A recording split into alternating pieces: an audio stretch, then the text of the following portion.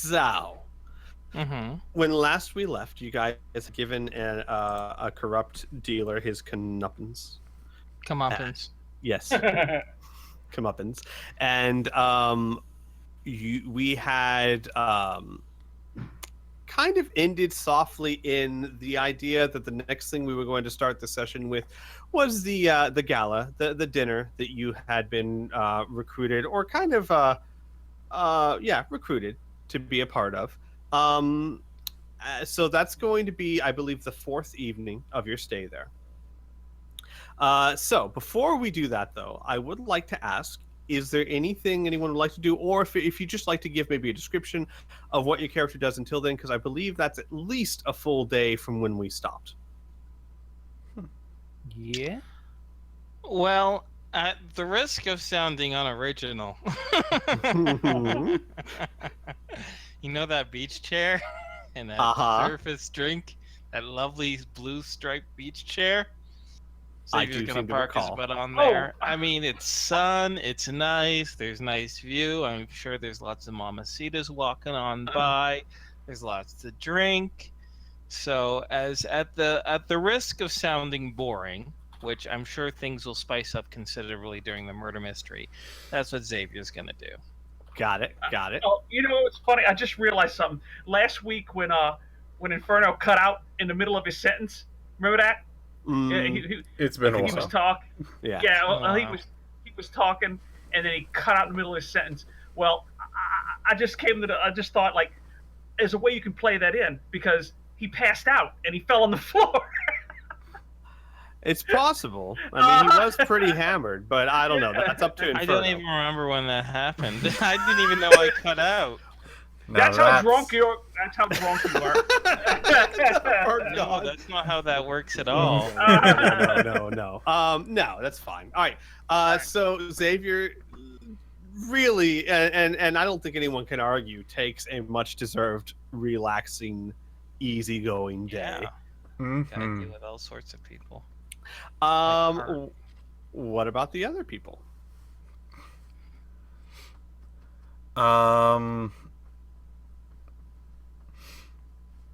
Lucas is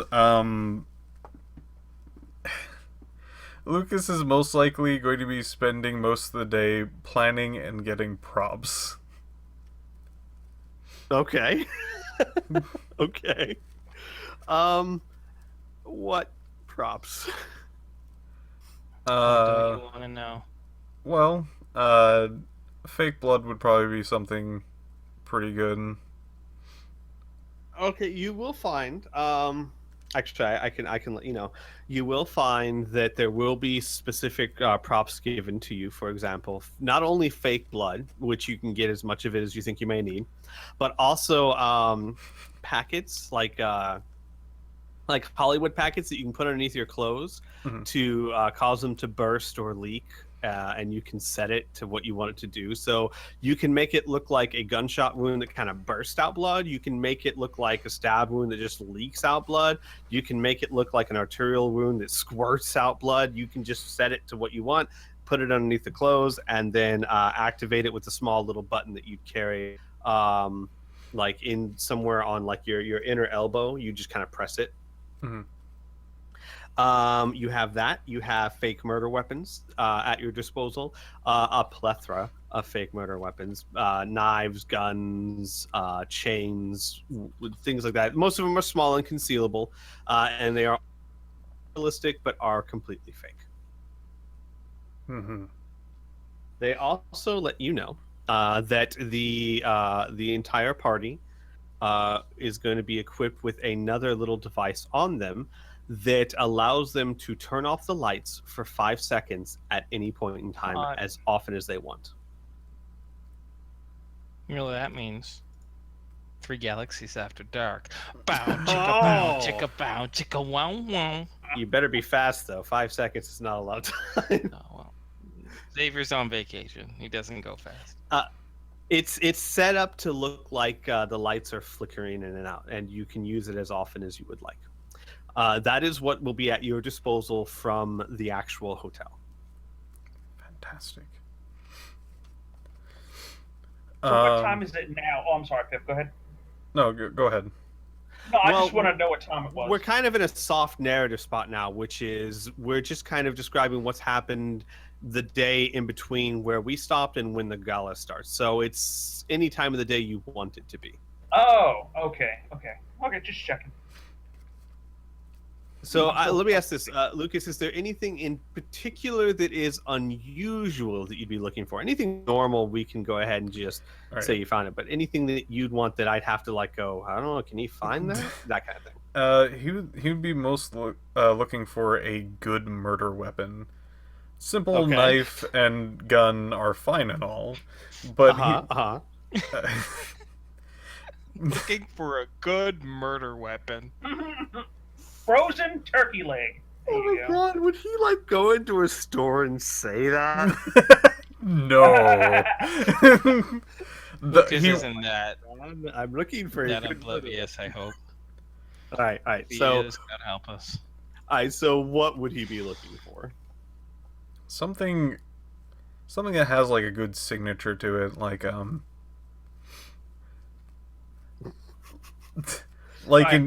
indent of something. Like if somebody got hit by it, it would actually show. Oh, a poker.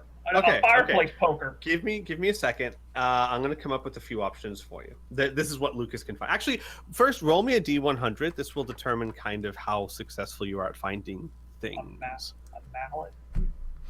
I already kind of have an idea, but here you go. Well, that's a really good roll. What is your idea? Mine's a very simple one that I could probably pull off on my own, but let's see what options I have, because I might change my mind. Okay. Give me 1 second. Let me think here. Okay.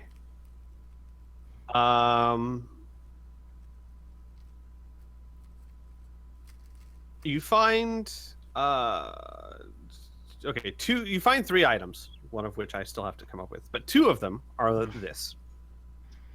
One of the shops has a bouquet of roses that are little motorized roses that are really, really neat in the sense that they look completely real, and when you look at them, they also look like they are unbloomed. And the trick to these roses, the neat thing about these roses is that the bottom of the stem is cut off in such a way that the bottom of it is sticky so that it can stick to any surface at any angle. And then when you stick it to that surface, within about 10 seconds or so, it will open up and bloom.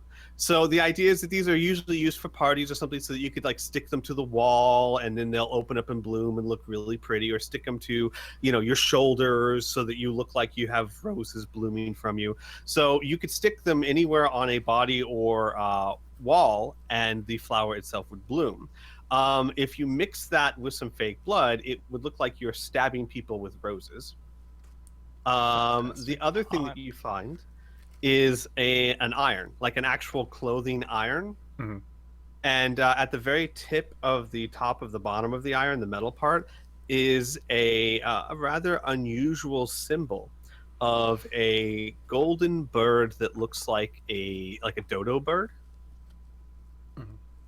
And the idea is that it was there's a very prestigious group that often visits this hotel, and they have a very specific clothing regimen, which is where they have very pressed, starched, and ironed clothing, but at various points they have a symbol of this bird like branded into the clothing, and this iron is made so that it can iron the clothing, and then when they press a little button, that brand at the top brands it into the clothing. And then the last thing that you find, if you still haven't thought about it, I can give you my answer. Yes, I still have not thought of it. You know what? Like I thought, you definitely gave me a better. I would like the roses, please. Okay. There's a dozen of them. And they can come in a variety of colors. Just let the attendant know which colors you want, if more than one or just one. Oh, definitely make them red. Okay. He'll even ask, like, what shade of red? Get a nice like a ruby or crimson. Okay. All right. So like a deep red. Yeah, something that's vivid enough to definitely scream red, but definitely not on the lighter side. Got it. Okay. You're able to buy a dozen of those. They are comped when if you tell Sarah what you intend to use them for, they'll be comped for you. Cool. Which, by the way, I should also point out, Sarah is a point of contact for you guys. She is pretty much available any time of the day if you have questions or anything like that. Yeah. Okay. Cool. I have one really serious one. So, who can I murder? Once again. Who's You really can murder me if you asking want. for it? She will say... Oh, yeah, go ahead. If you want, you can murder Isaac. And depending on how much damage you do, as long as it's not too severe, I can just heal it back naturally. Right. Jesus. Okay. Or we can get a blood pack from the novelty shop. Yeah. Or that, No, whatever. Isaac likes it real. Whatever. I don't No, know. it would be very authentic. It would be. It would be. Don't Don't actually kill me though, okay? Sarah Just would like let you- stab me. Okay. Sarah would fooled let you. you know. Sarah would let you know that, of course, any of your party, if you choose to, can be murdered. However, there will be 4 other people in attendance that will be undercover employees. That they can also be murder targets, and they know that if they are chosen, that they are to. They don't actually act dead. They have a device that's very similar to kind of your ring, Lucas, but it's not magical and it's not that effective. It's like a little injection that they can use that simulates a deep unconsciousness. Okay. So it's not quite as effective as yours. Like a doctor could probably see through it, but the average person would be like, they did. They did. Jimmy. They did. And she says that on the night of the dinner, before the dinner starts, you will be given pictures of all the undercover. Oh, fantastic. employees. Sure. Are we still figuring out what we're doing for the previous day? Yes. Okay. Is it still somebody's turn? Or is it my turn? Lucas, Or... so you good? Yeah. Besides that, he would probably spend majority of the other day just in his room, mumbling to himself in front of a scroll, scratching out a few things on it, writing some new stuff. Okay. That's about it. Studying a scroll. Got it. Mhm. Yes, Isaac, you had. No, I'm just curious for a couple of things. If Dave wants to go first, he can. Do you want to, Dave? Yeah, I'm gonna be quick on this one. For the lack of imagination right now, I'm just gonna be doing just normal vacation stuff. That's about it. Okay. You know? Sure. Yeah. Well, first things first. Actually, let me get this out of the way. Okay. Because the next day, of course, you would. I assume you'd go back to the jeweler. Yes. Oh well, of course. All right. I don't remember if he charged you or not, but we're gonna say it cost you 300 credits to determine what for him to give to appraise the gem. Okay. The ring does not have a gem in it. Okay. And he finds out. He tells you that actually, believe it or not, it is a small magical ring. This ring is quite an amazing find, actually. It is a native ring to the people who used to inhabit this planet before it was corporatized. That before this became a pleasure planet, there was a native indigenous race that wasn't very technologically advanced. And from what he said is suffering from a disease, and in return for the cure to the disease, they had agreed to be relocated to another world so that this company could turn this into a pleasure planet. Because, and he makes it very clear, because obviously the company is against genocide whenever possible. Of course. Whenever possible. I mean, if you get a little bit of genocide, I guess it's okay, but try to limit it. Well, you're gonna have your union workers, so yeah. Gotta kill them. Yes, but he says that this is quite an amazing find because you don't see many artifacts of their kind left. Most of them were swept up long ago. This ring has engravings on it. One of the reasons why you couldn't recognize them is because it is this race, which is an unheard of race, mainly because they're still very primitive. So they're not kicking around in 3 galaxies. Does that make sense? Oh, absolutely. Guys have been scattered to the stars. Yeah, exactly. And it has a small spell on it that I'll shoot you the details of it, but it allows you once a day at a mental command to cast, I think it's Gust of Wind. I'll get you the details. I need to look it up, but basically it's the spell that for, I believe, a melee round, it produces a strong gust of wind, I think of like 50 to 60 miles an hour. All right, well, I know exactly what I'm going to do now. Okay. I'm going to go treasure hunting. Okay. Yep. Okay, so sorry, I just saw a weird picture of the guy's eyes bulging and lost my train of thought. I'm looking for that spell, and there's a picture in the wrist, but it's not important. Anyway, it creeped me out. You want to go treasure hunting, so like describe to me what you want to do exactly, so I know what to kind of roll for or have you roll for. Well, that's the reason why I wanted to kind of go out along the non-tourist areas and check around, you know what I'm saying, and go right like that island again. I was just moseying along moseying along. I really want to get in there this time, and this brings up a thing I wanted to tell you. I looked up the climbing skill. I had it. I just forgot to write it down when I was making my character. No, and that's fine. And I don't know. And we'll do that from now on. But considering that you failed so spectacularly, I think you want to keep the way it turned out for you. No. I understand. And two, if I have a climbing check, I get a chance to have a second climbing check. Right. Yeah. No. Yeah. That's what I was referring to. So, all right, so you're going to go outside the tourist zone. They'll give you a monitor, so if you get in trouble, of course, you know, if I fall in and I can't get up thing. And they will comment that it's so unusual the guests want to go off the plantation so often. But that they do get the adventurous sorts from time to time, and they are prepared for them. Just be sure to call for a boat to come pick you up before nightfall. They wouldn't want you out here at night. Okay, I'm going to make out a small gear list because I want to be prepared this time. So. Okay. Right. Sure. Okay. Which I'll get back to you because I have to look. That's fine. We don't have to go into that much detail because I'm basically just going to have you roll a die and we'll see how well you do on your treasure hunt. Okay. Well, here's a question. Okay. Is this what you also want to continue doing while they're at the dinner? Yeah, I want to go. Okay, I want to scrap. I want to scrounge. I got to bring food. I got to bring, water. I got to bring sneak a knife or something like that.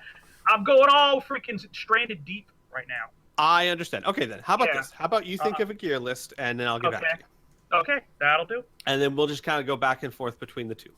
That'll work. In that case, if you make a point of it, which I'm guessing Talivac would, given what you want to do, you are allowed to stay outside at night. They would look baffled and aghast that anyone would want to sleep out there when you're in one of the most luxurious hotels in the world. But you are allowed to go camping, and they do have rather dusty camping supplies. Okay, I just want the basic sleeping gear. I just want the basic of just about everything, and then I'm going to bring my own little knickknacks.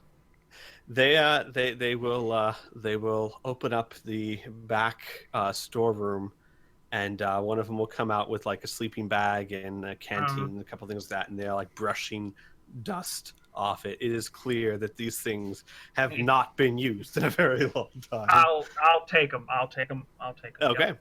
Yep. All right. So then we'll get back to you guys, the other three gentlemen. So it is. Oh, before I do that, hang on. Let me go ahead. I'll just throw this in roll 20. This is the spell that you got. Let me just get rid of your PPE because it doesn't actually cost any.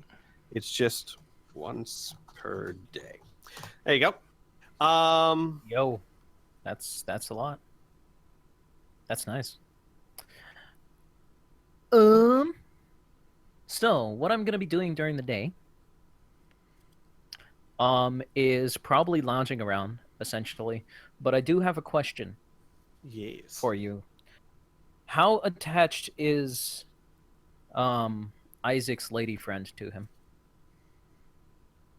Well, does she still want to date while he's there, or what? Oh, yeah, she seems very... Okay. Could I have a name and a general description then? Yes. Well, if it's a recurring character... name? Just kidding. I know. If it's a recurring character, yes. I'm just joking because it's like, you want her name? Okay. Like, that's important. Her name is Rebeth, and if you need to write down, it's Reebeth. So Rebeth. Okay. Got it. All right. She has lived her entire life on Center. Her daddy is believe it or not, a rich oil baron. I believe it. Even though conventional fuel is not as popular as it used to be, there still are many races and societies that use fossil fuels, and her father is an oil baron. And she'll tell you all about her home and how fancy it is, and her little 16 puppies that, of course, she doesn't walk. The maids do that, of course, because she just likes to pet them and feed them and play with them, but she doesn't like to clean up after them. And she'll talk about how much she loves the jewelry you just bought her. It's so fantastic. It's one of the best gifts she's ever gotten. And you'll also notice that she, just spending the day with you, she dresses to be gorgeous. Like, she is stunning. Like, if she's wearing a bathing suit, she's wearing it with a little sash, and she's wearing that hat, and she's wearing full makeup, purposely, well, I wouldn't say purposely, but designed to look damn good. Cool. In the evening, if you... Hold on. Go ahead. Physical description. Oh, yes. She has strawberry blonde hair. So that one is kind of sometimes hard to tell if it's red or blonde. Okay. And it's very... it looks as though it's naturally straight. However, the bottom half of it tends to curl. Okay. She has full lips that she usually wears a very deep red lipstick on to make them look pouty or plump, or how you know what I'm thinking. Not quite Angelina Jolie lips, but kind of close. Deep blue eyes and a nice figure. Yeah. No, a nice figure. She has small to medium bust, and no real other facial or body scarring or features of note. Cool. And trust me, you know. Oh yeah. So later that night, as you were saying, she would ask to take her out to dinner. Mm-hmm. And if you take her out to dinner, while you're at dinner, she would, of course, talk about herself and talk about how glad she is to have met you here and how you've made the time here just so amazing, and she'll never forget this time. And she knows that you maybe, because she thinks, I don't know whether you've perpetuated this or not, she thinks you're kind of like one of those dashing rogues that lives a dangerous life, and she mentions that maybe when this is over, you're going to have to go back to doing whatever you do. But if only you could get her something to remember you by. Oh boy. Okay. Another thing. Got it. He would be interested, and he would perpetuate that. Okay. Specifically saying that he is from Earth, and he will say that he's an ex-sheriff, but is kind of a sort of bounty hunter back on Earth, and is just taking a love that. Yeah, taking a vacation. Okay. Yeah. Then that's what she thinks. She thinks like, ooh, bounty hunter. That sounds so dangerous. And she doesn't spend the whole time talking about herself. She will ask you what's it like and tell her about adventures you have. She'll shy away from anything that's too violent or bloody, but it's strange. If you say or mention anything that involves gore or icky things, she'll shy away from it. But the sense of danger itself seems to excite her. Gotcha. Okay. All right. Is there anything else? What kind of gift did she want? Oh, well, if you ask her opinion, she will say that she did see something that would be so perfect at the gift shop. Mm-hmm. And then she would drag you to go see it, and it is a bracelet that is made from ivory, and I mean real ivory, which is incredibly rare in the 3 Galaxies. And on it is a carved roses. And the roses, it's interesting because the roses are, depending on how you look at it, it either looks like the roses are, I forget what it's called, outside, so like you can feel the texture of the roses, or engraved into it, so it's like a depression. It's hard to tell if the roses are raised up or lowered into the bracelet. Interesting. Words are failing me at the moment. Yeah, but you know what I mean. I understand what you mean. It is only 300,000. Mm-hmm. Okay, he'll pay that. Okay. She will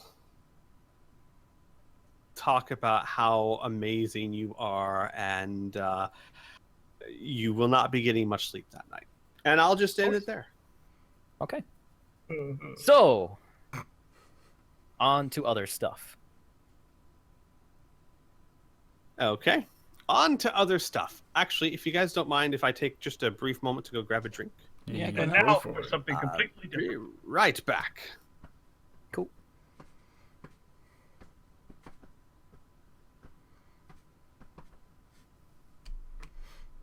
Hound dog, Isaac, you.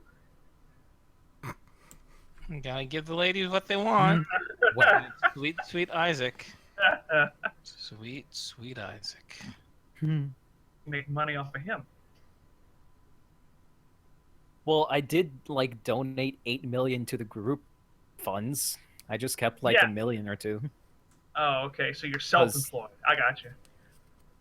Well, I mean, I don't really know what else to save up for. It's kind of gotten to that point. I don't know. Oh, what are you talking about? You keep hoarding riches until you find something, and then you can afford it. I have my eyes set on something that's real expensive, so that's what I'm aiming for. Is it an implant or something? Oh no, it's that. What are you thinking of? It's that healing tank. Oh right, yeah. That's why I put it into the group loot. So, I want to try to get that on my own. So. If you have problems getting rid of money, just give it to Lucas. It'll disappear. Yeah, if you have a problem with money, pal, you can just give it to us. This is true. Well, I basically did. That's why I put it into the group. Yeah. Well, check and mate, Burn. Check and mate. Well, good. Okay. Good for you. Yay. I hope you learned something today. That when you give money to greedy bastards like us, we're going to take it. I'm just saying, now you get it. You got the picture. I've said the picture like twice. Everyone else has freaking beat the picture into the ground. I think you get it.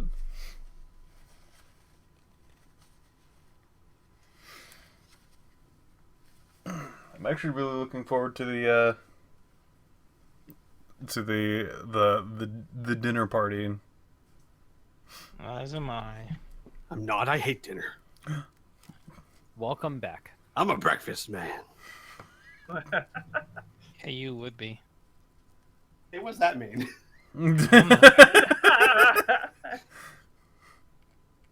All right. So.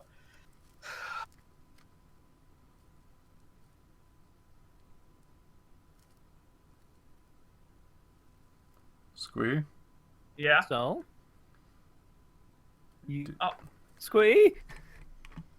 Is he gone? Where? Did you mute yourself? He's typing something. No. No, it's something got muted. Yep. Yeah, you just cut out hardcore. Can't hear.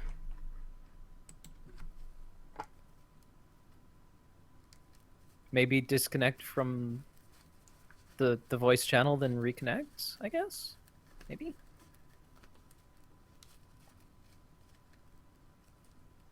Have you tried turning it off and on again? Heyo. Jiggle the handle. Did you jiggle the handle? No. Oh, sorry.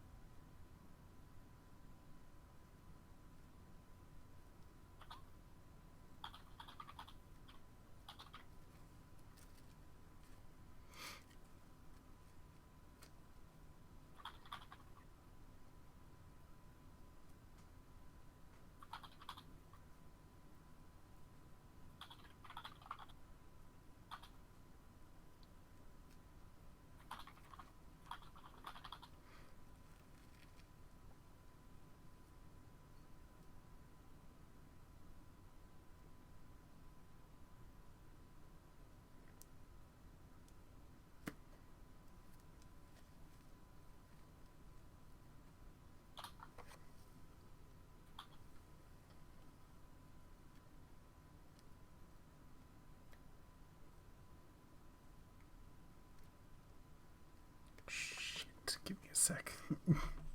Hmm? I just noticed that my chat is not moving. Okay. We need to redo that.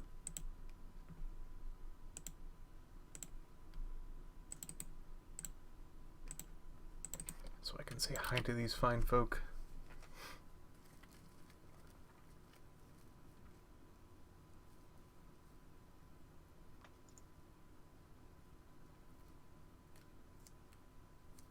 There we go. Hey everyone.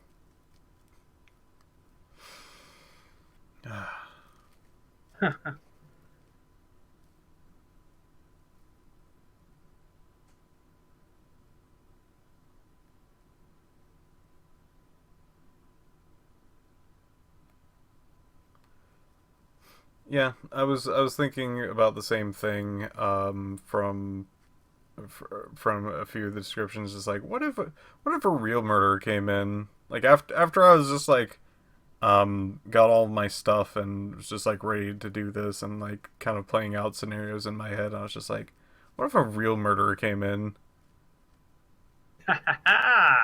It'd be very weird. Like it'd be one of those things where just like how could the killer copy the very odd style that is going to be put out there, and if he or she did, that's even weirder. I know, huh? It would make for one hell of a party, because some people would be still in the dark thinking it's fake, and this guy's just bald everywhere. Mm-hmm. You know, and it'd be like, oh, awesome effects. Yeah, really. Oh.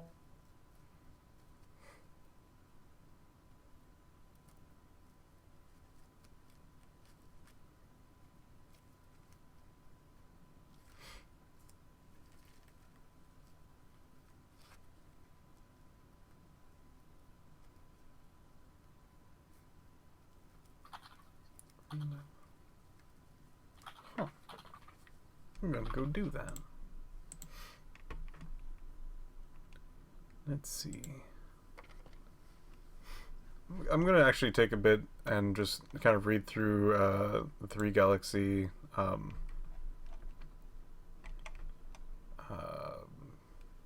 chat. The comment lines on the on YouTube, because I have not put aside time to do that because there's a lot, as well as I keep myself busy at most times. Mm-hmm. I don't get any notifications for these. Wow, that's a lot. Okay. Oh, Squee's computer reset. Oh. Whoa. Okay. What's that mean? He's restarting. It just restarted on him. Huh. So he will be back shortly.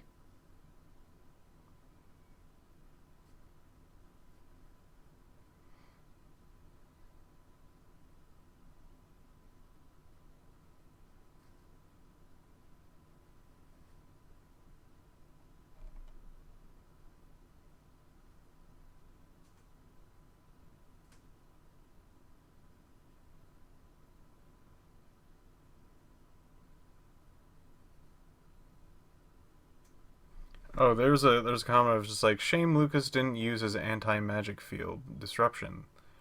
That's actually not on me. Squee? Hello. Hello. Yeah. Hey, Squee. Holy crap, this works. My computer's still restarting. This is my phone. Oh, Yeah. wow. Not bad.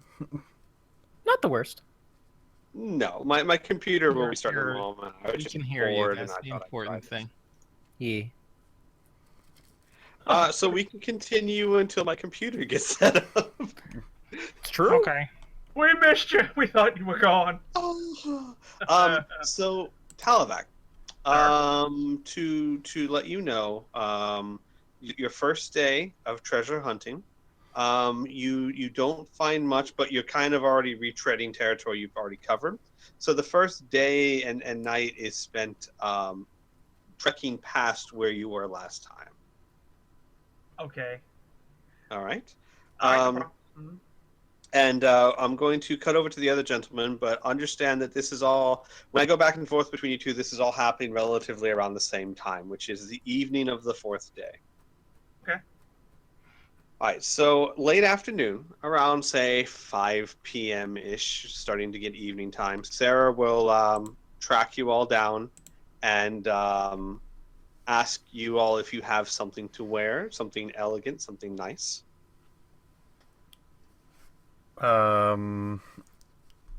Lucas gives a sly grin and goes, "Oh, I got something." Well, that's not mysterious. Nods. She nods too trustingly, I say. She'll also ask Isaac and Xavier. Yeah. Well, I have yeah. a fine. For clothes, did she ask? Yeah, if you have something nice to wear for tonight, because this is a very elegant day. Xavier will openly laugh.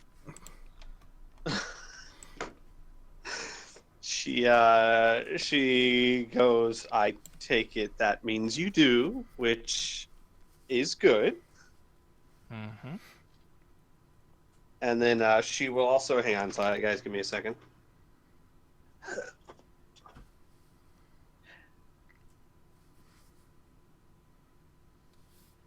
She'll say, okay, Isaac, do you have something to wear? Is a suit good enough? I'm sorry, say that one more time. Is a suit good enough, or do I need to like dress in? I have an overcoat. Do I need to dress up like a cowboy? She said, what kind of suit? And then she says, imagine if you were going to a very posh dinner of only the richest of the rich. It's a $3,000 suit. Or a 3,000 credit suit. She goes, well,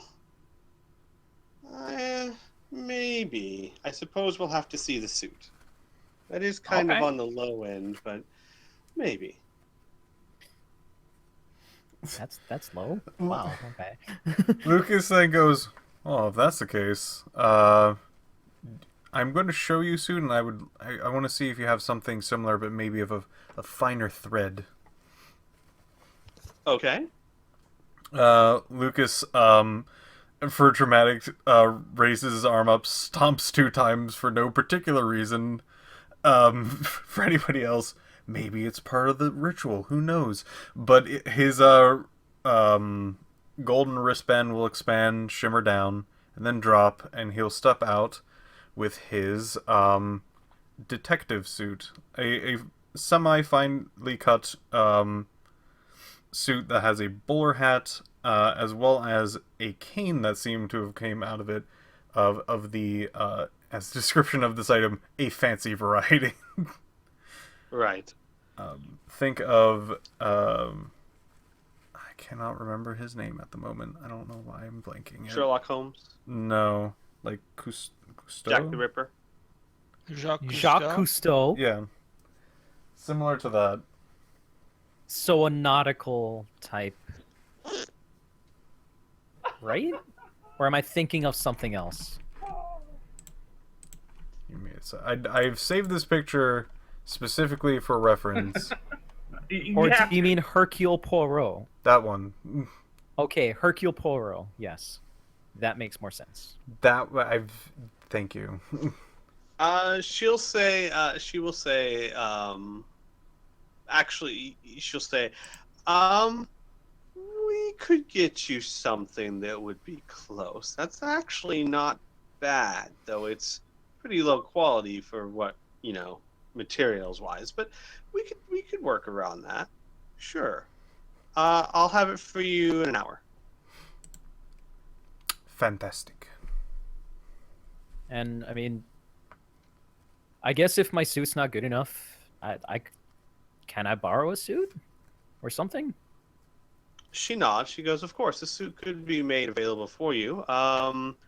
But I just wanted to ask first. I don't ever want to assume that you need it, and people typically tend to be more comfortable in their own clothes. It is simply that this is, well, you do want to fit in, of course. The less you stand out, the better, I suppose." Yeah. Although I think we were planning on having me murdered, so maybe standing out isn't the bad idea. She shrugs. I don't know. It's your choice, after all. I can lay forth a couple options for you, and you can choose. Okay. And then she looks at Xavier and she says, "So you sure you're fine?" What? Xavier's gonna quirk her brow and say,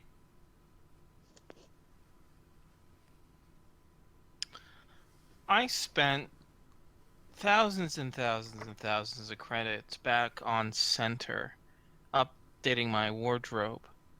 I am pretty damn confident, unless there's been a big change in styles in the past week, he'll say with a bit of a smirk. She looks at you, honest-eyed, and says,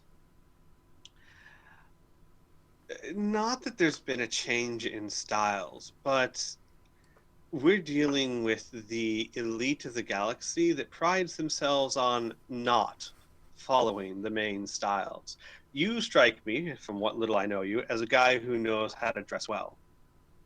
These people like to dress extravagant. There is a difference."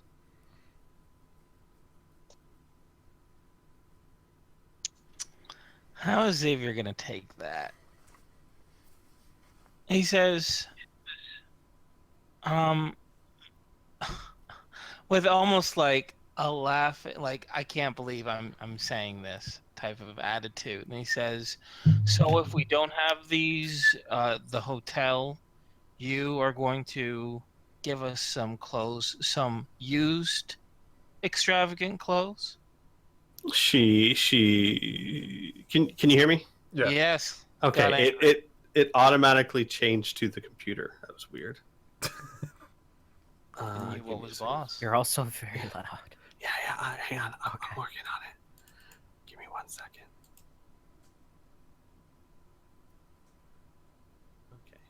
Okay, to give you guys some perspective earlier, Piph, Yep. right then, I was 1/3 of what I was when I was talking to you earlier. Nice. Jeez. All right. She will shake her head and she'll say, no, we don't give used outfits. Our company may pinch pennies from time to time, but we are a multi-billion-dollar company. When it comes to costumes, we always get new. I don't want to give you the wrong idea. The last thing I want to do is insult you because I think you have great taste. I suppose the bluntest way to say it is I think that the overly rich look absolutely ridiculous, but I'm not from that circle, so... And she just kind of shrugs. Sometimes I think they try to outdo each other with how absolutely absurd they can make each other look. Listen, this is all just supposed to be fun, Xavier says. So go ahead, doll me up however these pricks like it, and we'll continue on. Fair enough. She nods and she says, also, and she kind of like, she puts her forefingers, her index fingers together, and she says, I need a date to the gala. You can't go stag? Well, company policy seems, and she's kind of like pushing on her fingers like she doesn't want to be doing this. Is she looking at anyone in particular? No, she's looking at the ground. Oh. And she's like, company policy seems to think that we're less noticeable when as a couple. I figured since I've worked with you fellas before, look, they want me to go with Frank, and he's weird and he smells. Oh, if it's to avoid somebody else, I'm totally in. Oh, thank God. She looks utterly relieved. She goes, great. Then I will let them know, and I'll be back in an hour. You'll, yeah, I was going to say you'll love it. You'll see them, she says, and then she starts walking off. I'm sure they will be to die for. Ha! Huh. Good one. Shit. All right. So about an hour later, she comes back. Oh gosh, hang on.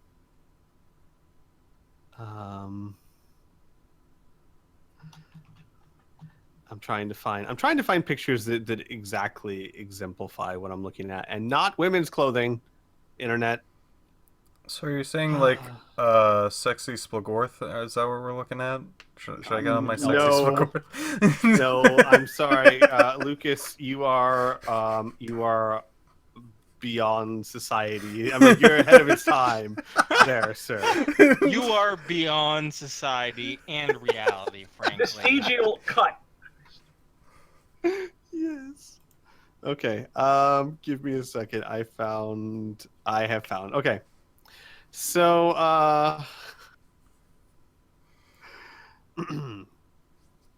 for Isaac, she lays down an outfit and she says, I picked this for you because you're tall enough to actually make this work. And she lays that down on the bed for you. Monocle and everything. Oh, cool. It's Mr. Peanut. Oh, God. And then, give me a second. Xavier, yeah. And she says, and Xavier, I had trouble finding one that fit you well enough, but this will work. Here you go. And she lays out this on the bed. The only difference is that there's no ascot. There's no scarf. Where's the link to it? Oh, in Roll20. And imagine Roll this if 20. it was Okay, all right. Yeah. Imagine this if it was actually very finely tailored. This looks kind of like a cheap costume, but very finely tailored, and the neck scarf is not actually a neck scarf. It covers everything. Doesn't look like you're wearing a choker, but this is the general concept. Choker? Oh, I can't wait to see this picture. For some reason, I start playing this game. I'm like, I got my character sheet. I've been just staring at Discus this entire time. I'm like, oh yeah, roll 20. All right, where's my picture? I don't see it. Here, let me resend it for you. So, what is I think his name's Freddy from Scooby Doo wears? Oh, that an ascot. It's an ascot. Yeah. And then Inferno, for your reference, this is what Isaac was given. Oh, okay, groovy. I am Mr. Peanut. Let's see who looks more ridiculous. Yeah. That's old school frou-frou though. That's not too bad. I mean, Mr. Peanut was modeled after somebody after all, right? Mm-hmm. Very late 1800s there. And your Victorian style. I will point out that these clothes are exquisitely made. They are the same quality. Xavier, you know that the black and dark red suit that Hart bought you? Mm-hmm. It is that same quality of outfit. Cool. And Lucas, she manages to get you one that is very similar to what you've shown. The color tones are slightly different. They're more brown than gray, but they are of exquisite quality. Fantastic. Question. Do I have a cane? If you want. Good. Yes. It will be a cane that is like black with a white marble head. Okay. Yeah. I'm actually going to ask if this is purchasable. If this is purchasable, yes. It's not just purchasable, but it will be given to you because, as she said, they don't reuse clothing. Oh, they're not going to just throw it away. So this is going to be his like, model. Shit. Yeah, kind of like how models get to keep what they wear, type of thing. Wow. Yeah. Worth it. So worth it. Question for Isaac. Isaac, are you bringing a +1? Well, I was actually going to ask if Rebeth wanted to go. Rebeth would have had tickets already saying that, oh my gosh, I've heard this is the talk of the cruise. Everyone's always so hush-hush about what happens to these, and I just really want to find out. Sure. I actually got invited too. So we should go. All right. She, because we love each other. Because we love each other. Totally. She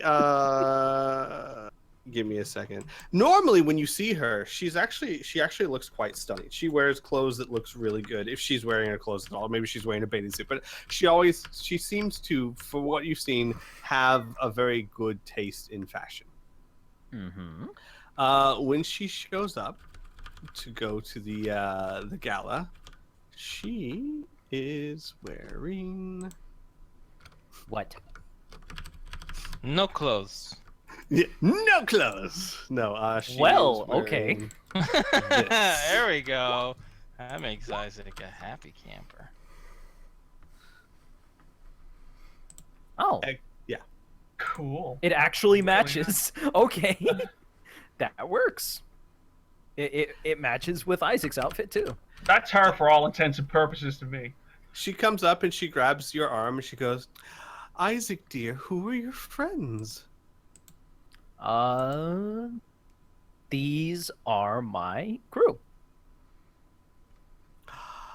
Oh, and she holds out a hand to Xavier, and you notice that on the hand is that ivory bracelet that you bought her the night before, and she goes, my name is Rebeth. And she holds her hand out to be kissed. Let's see. Give me a moment. Sure. Not because I'm gonna do anything untowards. I'm just wondering how Xavier's etiquette is. You know, I mean, he's a smuggler. He likes nice clothes, but does he know everything, you know, especially in regards to high society? I think he likes to think he does, but I don't think he does. So what he'll do is he'll just quit, like, I know, like, her hand is kind of out to, like, facing, like, her fingers are facing the ground, right, to be kissed. And he's just going to be like, oh, this must be, like, a weird culture. And he's going to sneak his hand underneath to grab at the fingers and Just give it a little shake. Yep. Well, meet you, Xavier. I love the way you describe that. He likes to think he knows. Well, it's true, and not only that, but to be honest, I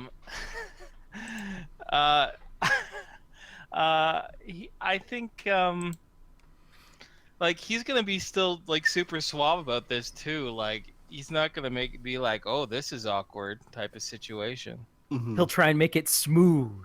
Yeah, got it. All right.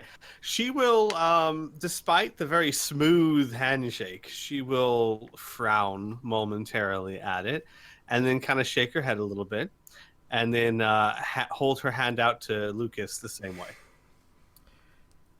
Neat. He's half tempted to do the same thing as his friend. But he thinks back to the pudgy lady who did the same thing. Right. The one that started talking to you and then wandered off. Yeah. So he's got to stay in character now. He goes, Detective Puree. Brings up her hand and kisses the back of it. Oh, Detective Isaac, you didn't tell me you had such prestigious friends. He didn't tell me that he was a detective either. We will need to discuss this. I see. But later. Well, boys will be boys, I suppose, she says very sweetly. This entire time, those of you who choose to notice, Sarah has come up behind Isaac and Rebeth, and she's looking. Oh yeah, I gotta get her suit. But the entire time, the face she's making while Rebeth is saying this is like one of absolute like really. Is it to anybody or just in general? It's to you and Xavier mostly, and she even holds her hand out like mockingly behind Rebeth. I like Sarah's personality more. Damn it. Can I date you instead? We'll take a mulligan. We'll take. Do over this, please. I'm just kidding. Yes, this is close enough. Sarah is wearing no clothes. Not close. Yes, she's the one. She's the one that's decided she's going to one up everyone. Break with tradition. The birthday suit. I love the birthday. I know the emperor had the best clothes. Yeah, but he was ugly. Imagine this, but of course she has the short brown hair. So. Oh wow. Hot damn. Okay. Okay, now I gotta click the link. That hurt me. Oh, what? What? That hurt me looking at that. Okay. Yeah. Whatever. I think Xavier's clothes are nicer than all this. Well, gotta love RIFTS. This great space adventure, and we're effectively playing dress up. Clothes. Yep. You're playing dress up. I am. We're trying to play murder mystery. Dang it. And dress up. It's important. We got to know what clothes are going to get spoiled. All right. All right, so she comes up after the introductions, and she takes Lucas's arm and says, "Well, shall we?" But of course. And she goes, "Oh, just a moment, Isaac. Can I speak to you just for a moment over here?" And she kind of motions you down the hall. And he'll follow. All right. Rebeth starts to go with you, and Sarah goes, honey, just a moment. And she'll kind of drag Isaac down the hall and say, your friend, you didn't tell her about tonight, right? No. Okay. No. You're the only ones that are supposed to know. Yeah. Okay, that's great. You can have a date. Just make sure she is, well, I don't want to say she's the enemy, but she's part of the experience. Oh, I know. Okay. All right, then. And she like pats you on the cheek and then walks back. Okay. And he'll go back to Rebeth. Rebeth is like staring daggers at you. What was that about? Nothing. Oh, I see. And with that, you guys head to the to board the cruise ship. So, while you go that, I'm going to take a brief moment and jump over to Talivac. Talivac, Yes. Can you start off by rolling me a D100, please, sir?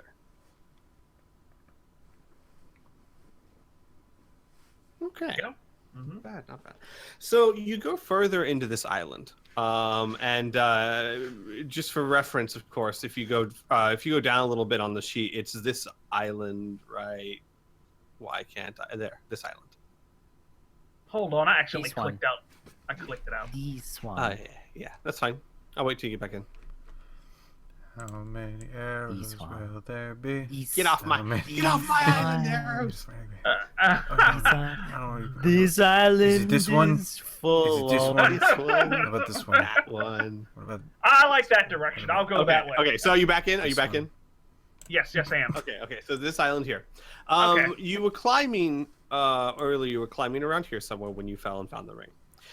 This time you've trekked further inland this way. You're starting to find that this is a rather large island. It's so large, in fact, that by this time you can't see the ocean in any direction, but you can still faintly hear it behind you. I'm using my Galaxies scanner to try to get try to map this out. Okay. Well, you can use it definitely to help you. It's going to be difficult to map it out because the gravitonic scanner is designed and mostly used to map out, say, doorways and causeways and hallways and things where you have walls to bounce off of so that you can get a clear setting. Okay, let me rephrase that. that. I'm using it as I walk to help me navigate and to maybe find something that I wouldn't normally see. Okay. Sure. Yeah, I'm using it to my advantage in my exploration. You know what I'm saying? All right. So you've been here for a good 12, 13 hours or so. You haven't yet to come across any people or any wildlife that is bigger than, say, your hand. Lots of little insects, lots of some small furries, the animals that run around, but nothing big or dangerous or really noteworthy. How do the bugs taste? Delicious. Well, now that you asked, they are full of protein. Okay. And they are plentiful. It's like nature's trail mix. Okay. Right. And you've come to a point where the island, you basically have two paths in front of you. One is it begins to climb upwards, like a massive hill that turns into a mountain up above. You can't quite see how high it is, but you can tell that it starts to slope up very heavily and go very high in the sky. Then a little bit to your right, there's also what looks like a cave entrance. And the gravitonic scanner doesn't tell you too much, but it does tell you that this is not a shallow cave. It is a very deep cave that may lead into a network of caves below the surface. Oh. Ooh. Turn to page 363 if you want to go in the cave. Exactly. I'm going to page 363. Okay. I assume. I was gonna say. I assume you brought some sort of light source with you. You don't need it. Well, I have that, but I also brought a few things that would help too. Do you want me to give you a small rundown? Yes, please. All right. Knife, pistol, jeweler's loop, PDD pocket audio recorder, the scanner, 2 days of food and water, first aid kit, nylon rope with a grappling hook, and a gas mask, all secured in a backpack and a utility belt. Okay, I have a quick question. Yeah. Did you guys bring any pistols? No, we didn't. I didn't think you guys. We smuggled in a Yeah, we smuggled in a lockpick set, but that's it. Yeah. Oh, that's right. Okay, well, 86 the pistol then. Okay. Okay. All right, there we go.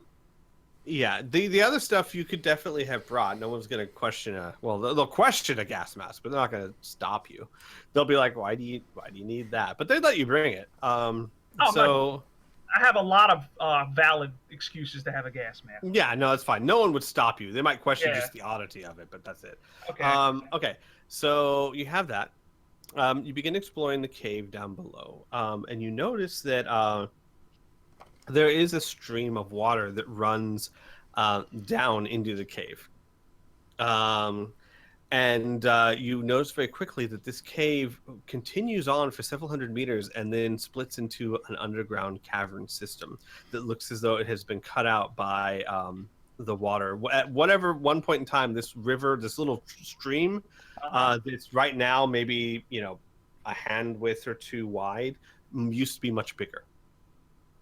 Okay. And has carved out quite a big cave system.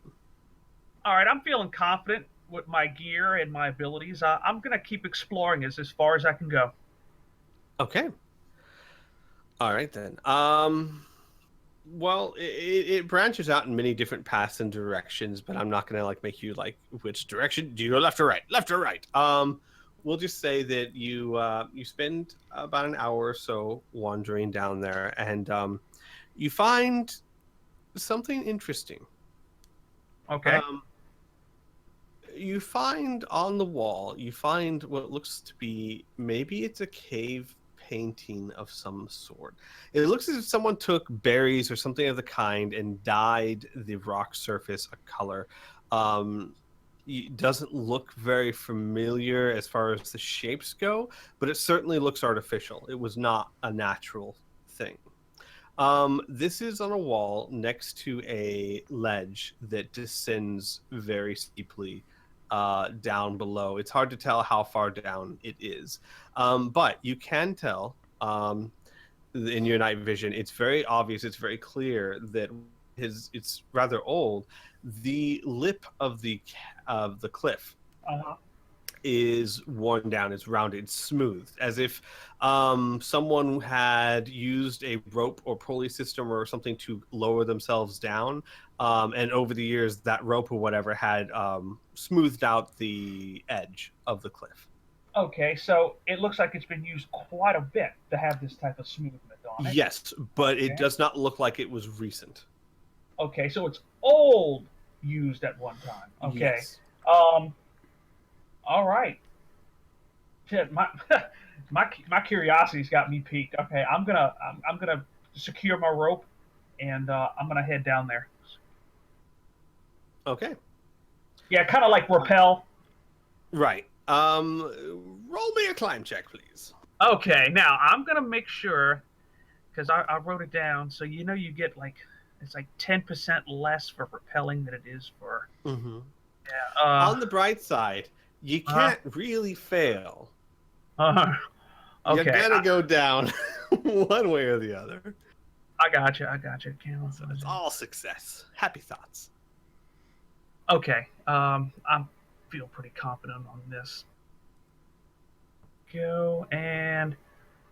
Oh well, I made it by 2, but I still did it. Wow. Yeah. All right. You slide a little bit because it is rather slippery because there still is water kind of trickling down the wall. Okay. But you managed to. How long is your rope? 100 feet. Okay, good. You have plenty of rope. It's about a 70-foot drop. So quite an extensive drop, but you have more than enough rope to do it. And you get down to the bottom, and that's when you notice something a little odd. Okay. Go ahead. Draw my knife. Yeah, draw my knife and be ready. What knife? I didn't have a knife either. Oh, damn it! You brought a lock picking set. Damn it! I can see the knife in my hand. All of a sudden, poof! It just disappears. Oh. You pull out your lockpick, say, "Take this." You have a lockpick. In the shadows of this cave, this lockpick really looked like a knife, but really no. Okay. Okay, I'm sorry. I forget. Okay, I don't know. No, it's fine. Okay. I'm gonna improvise. Is there any? I'll pick up a rock if I have to. There are definitely those around. I'll try to pick up the jaggediest one I can find and just hold it up. Okay. Yeah. All right.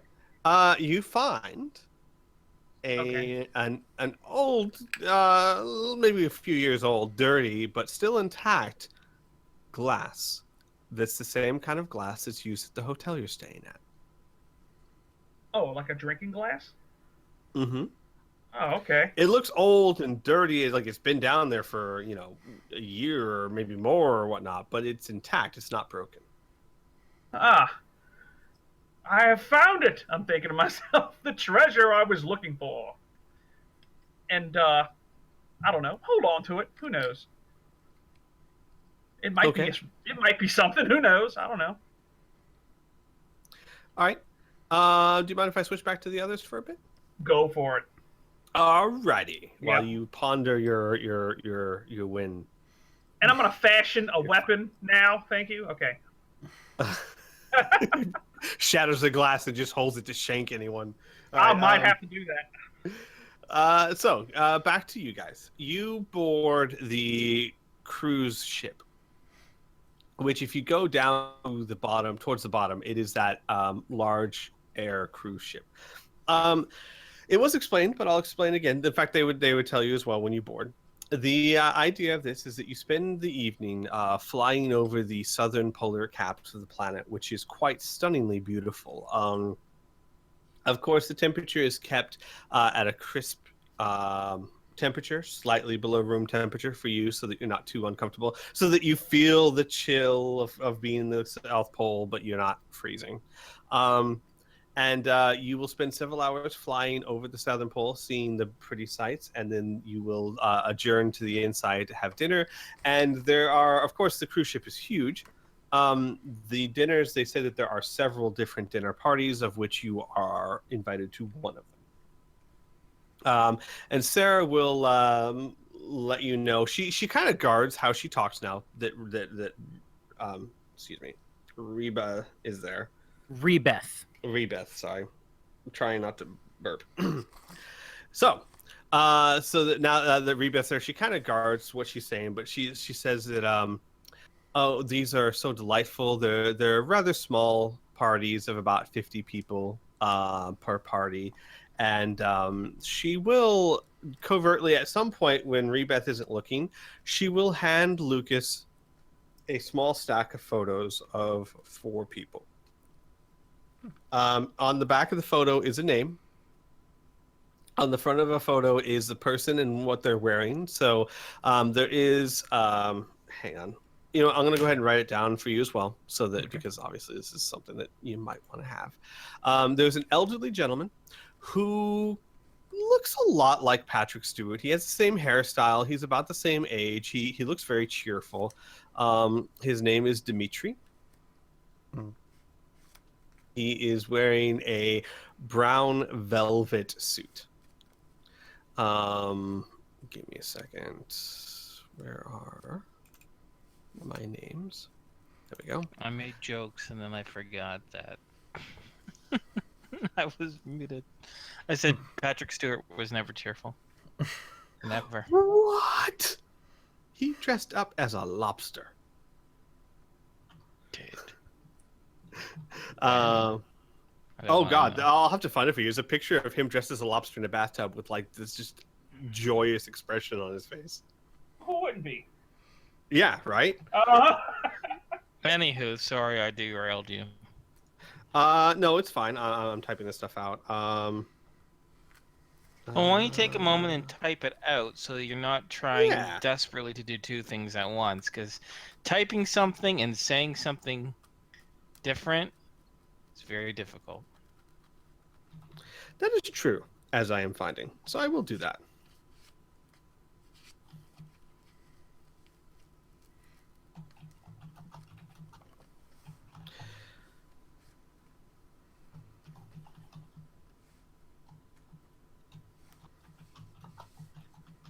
Okay. Spanish plate playing while he's doing all You know that. what time it is? Yeah, there was a little Spanish. All right. So on the picture, so there is I'm there's that. So Dimitri, he's the one that kind of looks like Patrick Stewart. He's wearing a brown velvet suit. He looks rather cheerful in the picture. There is an elderly lady named Shandi, and she looks like she's also like in her 80s. She looks somewhat similar to the Queen of England, that type of stature. Kind of old, kind of small frame. She's wearing a black gown with a hat that has like that net over the face. Almost like she's going to a funeral. Great. Type of thing. Maybe she is, because it's a murder mystery. The next picture is of a rather young man named Freak. Like it's almost pronounced like a freak. He looks like he's in his 30s. He has that stubble. He's trying to go for that Ryan Gosling stubble where it looks attractive.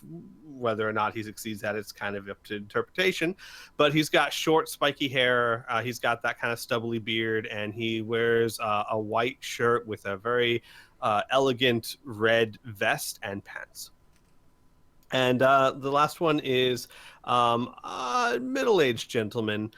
He's wearing a pure white suit with a top hat and a monocle. And his name is Derek. She lets you know that they will be dressed as you see in the picture. They are all in on it. They know that you are the man. And that all you have to do is touch them and say you're dead. And they will take the highly safe, highly concealed injection. So, before we continue on, Squee, if we could slip out of character for a moment. Sure. Because we never really touched base in regard... Because before this session, I said there's a few things I needed clearing up in regards to the murder mystery, and we haven't got a chance to that yet. So let me ask my questions now, okay? And apologies if I missed something. No apologies needed. So, I almost called him Patrick. So Lucas is the murderer, right? Right. So what is going to be my role and Isaac's role? To sow disillusion. The idea is for the people to try and figure out who the murderer is. Your goal is to anyone and everyone but Isaac, but Lucas, and try to get everyone, like your best, your optimum goal is to get it so that everyone's questioning everyone, so no one knows what's going on. Okay, so we're actually kind of pretty much screening Lucas, right? We're throwing off suspicion of him by throwing suspicious onto everybody and anybody. Okay, cool, I got that. And now these four individuals are also players of this game too. They know that Lucas is the killer, right? Right. Now, if I'm correct, they shouldn't be trying to expose him because that'd be really easy, right? They're really just going to be other murder victims, right? Correct. Yes. You'll even be told they're not going to take a very active role in trying to like where you are to take an active role. Like they'll have their own stories and stuff, exactly. And people might suspect them as the murderer, right? But as the night goes on, they get kicked off by Mr. Lucas and blah, blah, blah. So, okay, I get it. So we're all kind of pretty much on the same team. Now, my last question then is that, and maybe you're just about to get to this, so my apologies. But do Isaac and I have a character that we're going to be playing, or are we just portraying as other guests? You know what I mean? Right. She will leave it up to you. Though Xavier is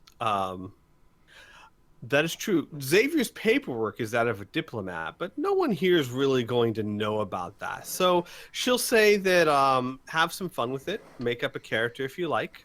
Make up a personality if you like. Think of it like theater. This is a chance to be anyone you want to be. Xavier gives a bit of a smile. Now, are we going to have a moment to talk with Lucas in private? She nods and she kind of like, we'll say this is a little bit kind of a sigh, and she'll go, when we sit down, I'll go powder my nose, and of course, girls like that will obviously accompany me. That should give you all the time you need. Gotcha. All right, out of character. I don't want to.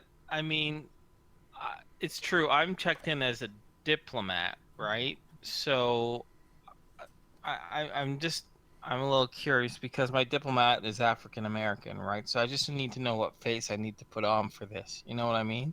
Mm-hmm. Like, should I be because I've met her as my face, because it was my understanding that the hotel people don't really check identification once we're in through the door. So I'm like, okay, I'll take a vacation from this face. So we're going to assume that Xavier's face right now is Xavier's natural face. And that's fine. Yeah.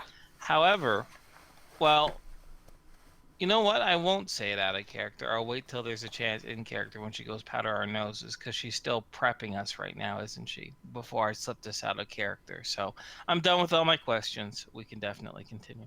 Okay.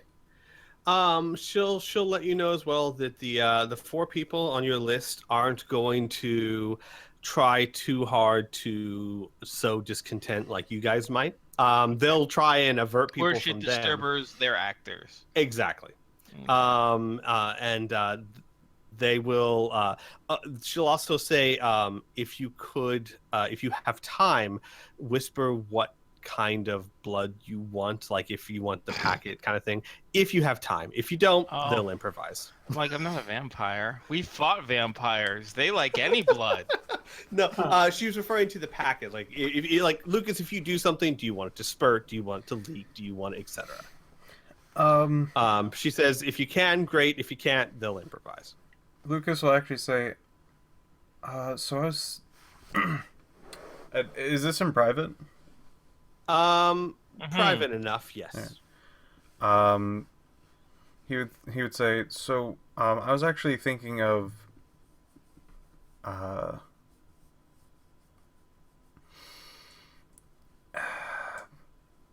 I'm a marksman with thrown objects, like knives and sticks and things like that. I could do this with the roses. Would that be problematic for the staff if I hit them across the room with one of those and have it stick to them with a blood packet already attached to it? She shakes her head. She says, I would try and throw it somewhere where they can look down and see it so that they know, they just got stuck. But we have radios in our ears, so I can definitely let them know.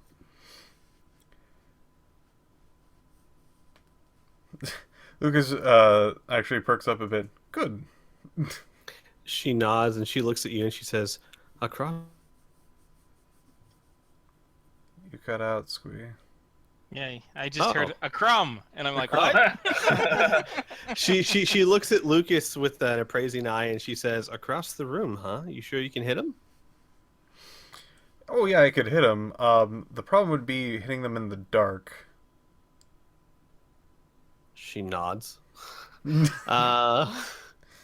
She goes, well, I might have a way for you to do that, though it would be a little bit odd. She opens up her purse, pulls out, like back in the 19th century when they went to opera houses, they had those dainty little binoculars on the stick. Yeah, the little binoculars on a stick, yeah. She pulls... My word, I hope somebody stabs him in the eye. She pulls those out and she hands them to you and she says, these are night vision.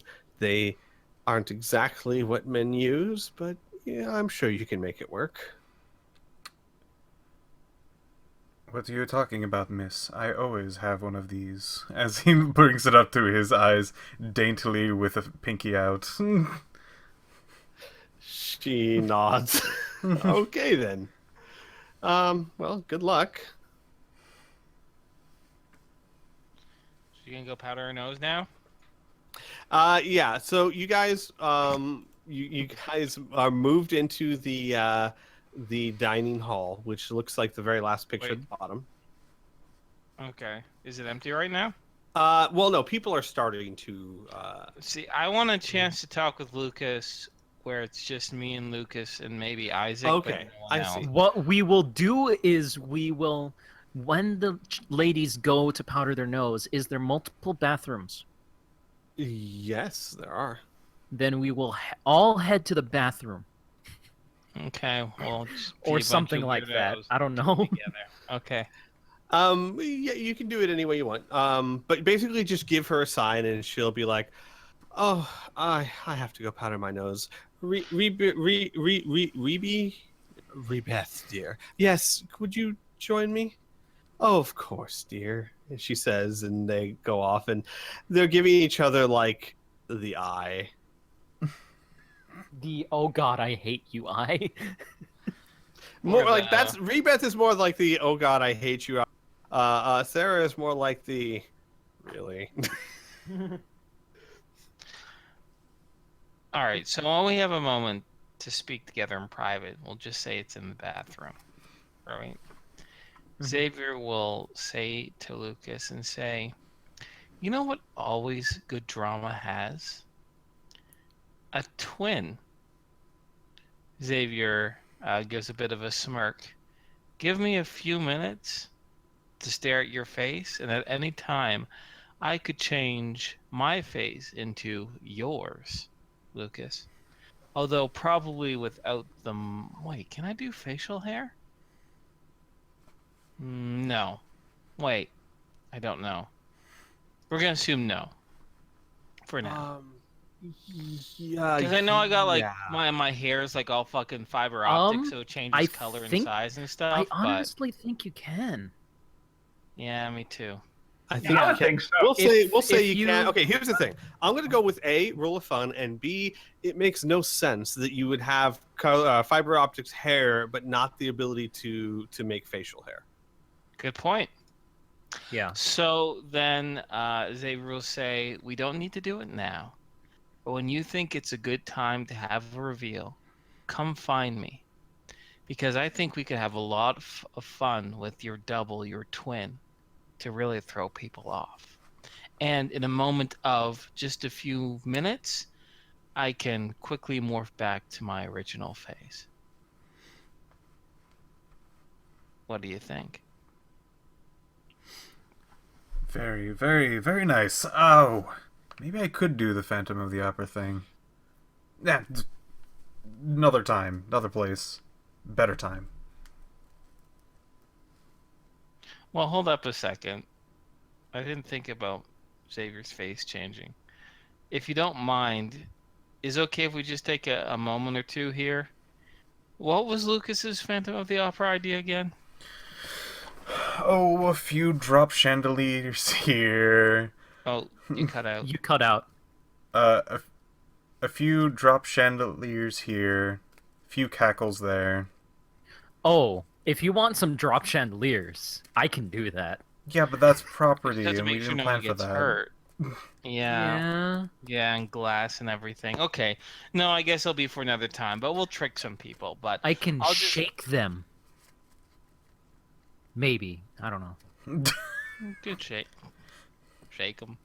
No, you could. Yeah. Like a We'll ghost. We'll come up with all sorts of stuff. You know, we can always just improvise. It'll be fun. It would be hilarious says.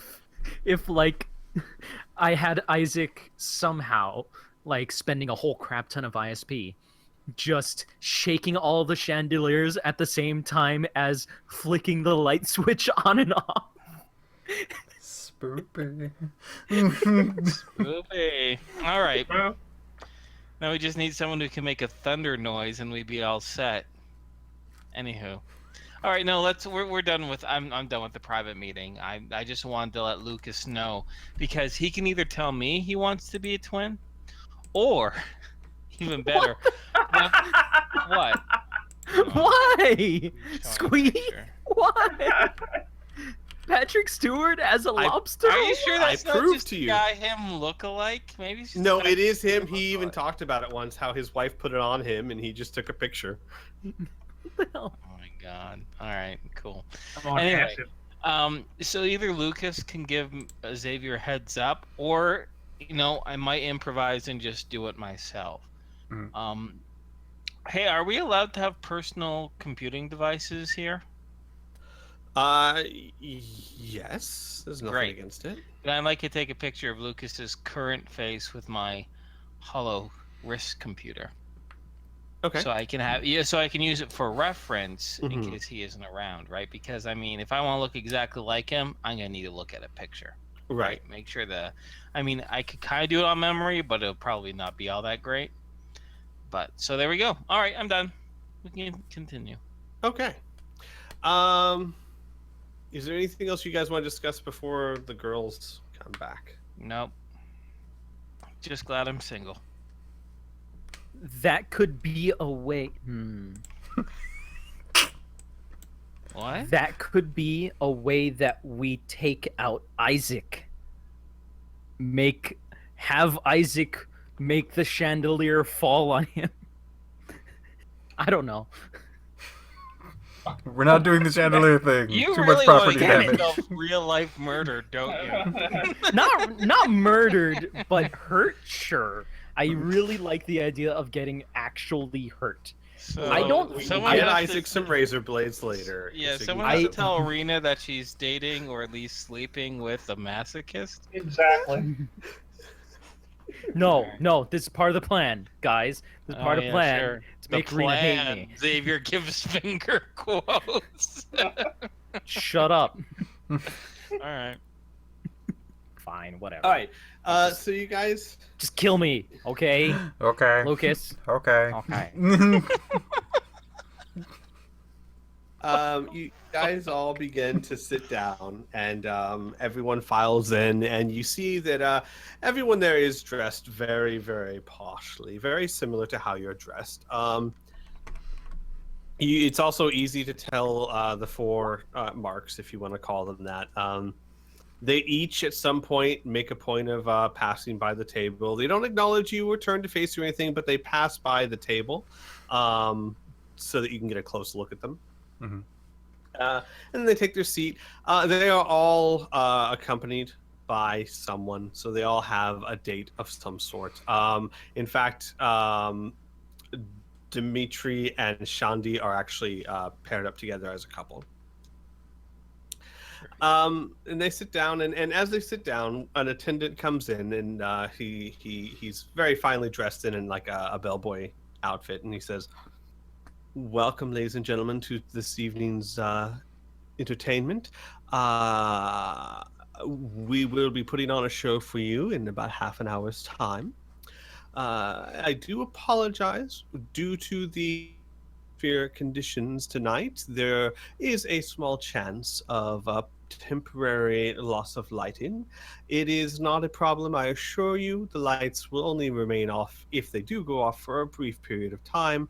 It may happen several times. We are, of course, at the whim of Mother Nature, as it were, but I promise you it will not ruin the evening, nor will it last for more than a few seconds. So do not be disturbed.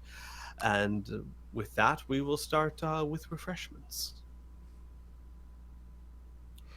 And he backs off, and the people start bringing out cups of wine or champagne, as you choose.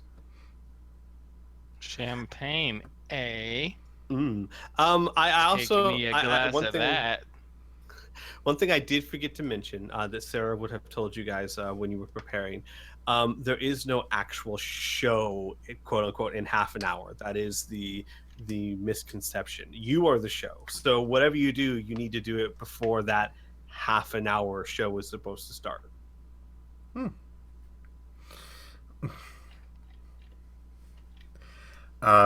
Lucas will nod.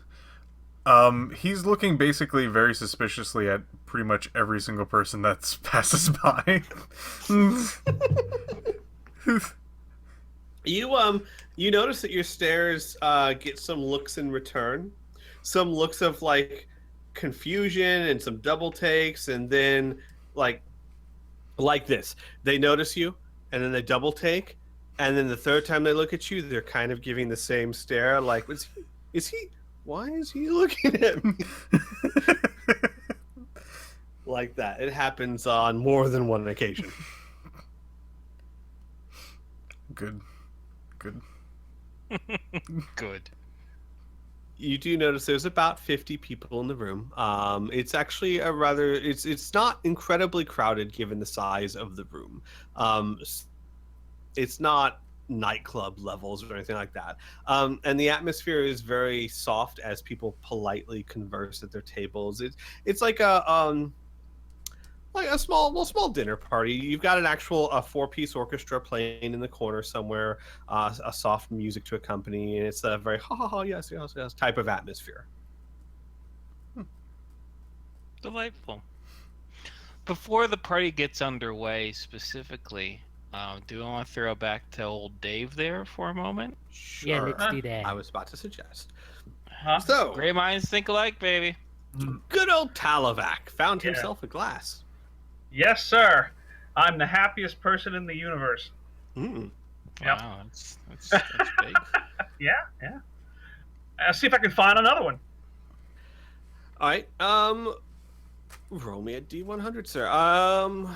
Let me see. Do you have any skills that you think would help you with this? I know foraging is not exactly a skill, but do you think there's something that might help you? What, like looking for things? Yeah, exploring, looking, something, anything that you think might help you in this endeavor. Make a case for something. Oh, okay. Let's see.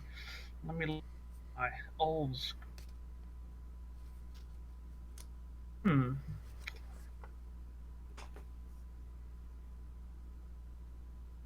No, not really. I'm just gonna have to go with a good old-fashioned spelunking. Okay. So it'll have to be some roll. I'm not going to make it. I'm going to give you I'll do it in my head, but a small modifier because you did grow up in a jungle. So, if nothing else, even though there's no specific skill for it, one such as yourself would be raised to be aware of their surroundings. Have a bonus to perception, if you would say. Okie dokie. So roll me a D100, please, sir. Okay. Wow. Good lord. Okay. Not that good at perception. You stumble around in the dark for quite some time. Not stumble around, but you know what I mean. Wander around. Yeah, I'm just seeing a lot of dirt and water and stuff. And yeah, it's just getting kind of repetitive. Yeah. Mm-hmm. You don't find anything else after about an hour of searching. But you do when you're about to give up and think maybe start heading back up, you hear something. It echoes. It's almost like you heard a voice echoing further down the chamber. It was really faint though. All right, I'm just gonna stop and just key in on it, basically like lean into it a little. And just see if I can hear it again. And if I do, I'm going to slowly, cautiously head in that direction. Yes, you do hear it again. Okay, I'm going to slowly head in that direction, and I'm going to hug the wall as much as I can. Okay. I don't want to be too exposed. I understand. You hug the wall, and you go in that direction about, a good 500 feet or so, following the wall. And it's at that time that your eyes start to pick up light playing off the walls, and you start to hear voices now. They're speaking a language you don't understand, you haven't heard before, and they've got very guttural tones, but they are definitely talking, and they are voices. You can clearly make them out, and it looks maybe firelight is playing off the walls. Okay, I think we might have some campers here. Or we might have some sort of strange ritual going on. Or I could be just tripping. I don't know. Any of those are possible. You do know, of course, the jeweler, as the jeweler told you, there are no more native species here. They've been relocated. And as the suppliers told you when you went camping, no one goes camping here. You're like the first in many years. Well, I'm definitely not the first. Okay, all right. what elevation is this coming from? Is it above, or is it ahead of me, or below me, or what? Down lower. It's not it's a very gentle slope, but you do notice that this cave is going deeper and deeper into the earth.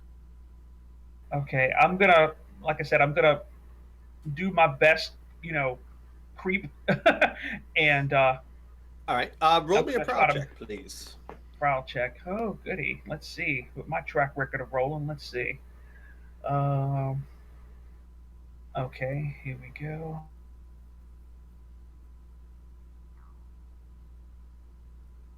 Okay. All right, here we go. And no, of course not.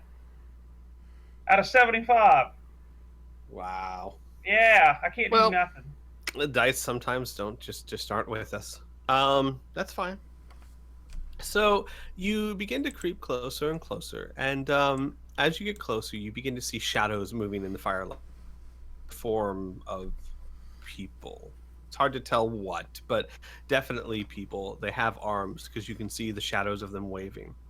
When you're about 100 feet away, your foot hits a rock or skitters something across the floor, and the voices stop. And there's just silence except for the fire crackling.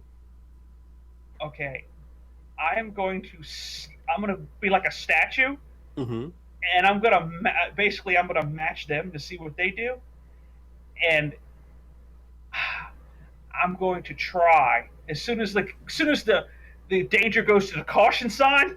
I'm gonna try to back up or move out the way a little bit. So if they try to come and investigate, I'll be somewhere else. Okay. So yeah. Okay. After about 30 seconds or so, they begin to move and talk again. They're a little bit quieter, but they don't seem to be investigating or anything like that. Thinking to myself, damn it. I was just coming here with fireworks. All right.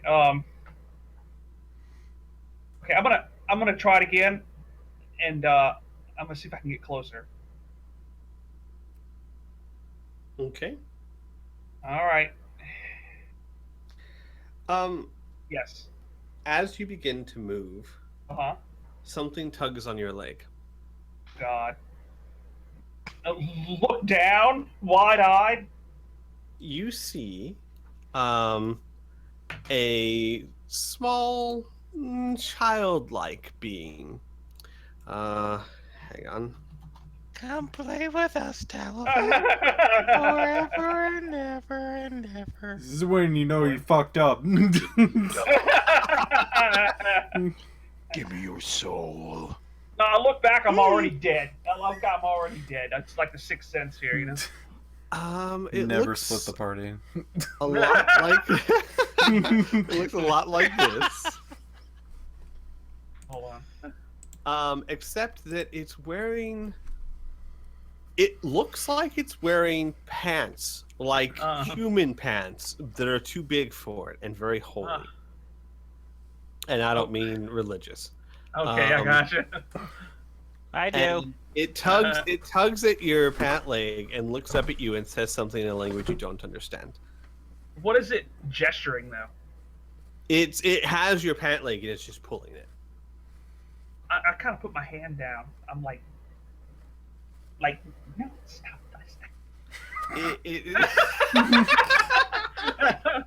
Stop that, you crazy bitch.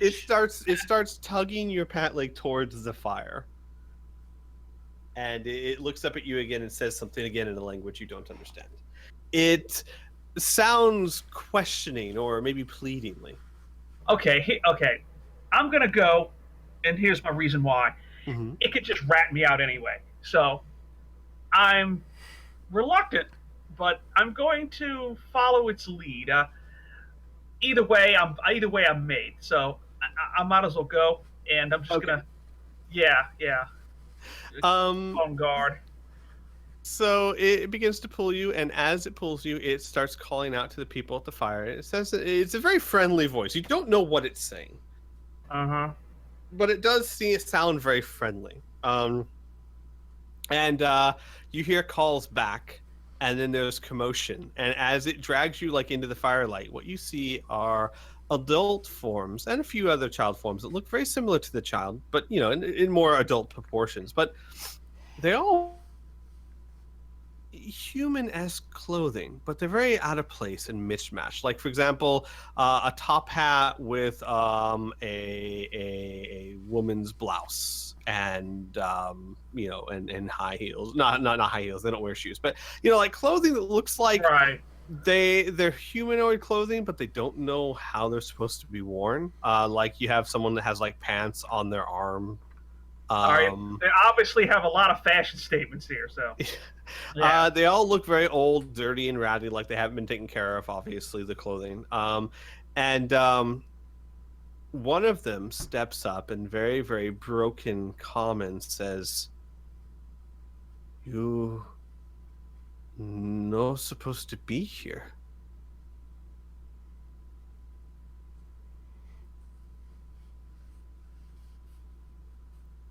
I cause no harm. I put my hands up, showing my palms, and look around and say, no harm, no hurt.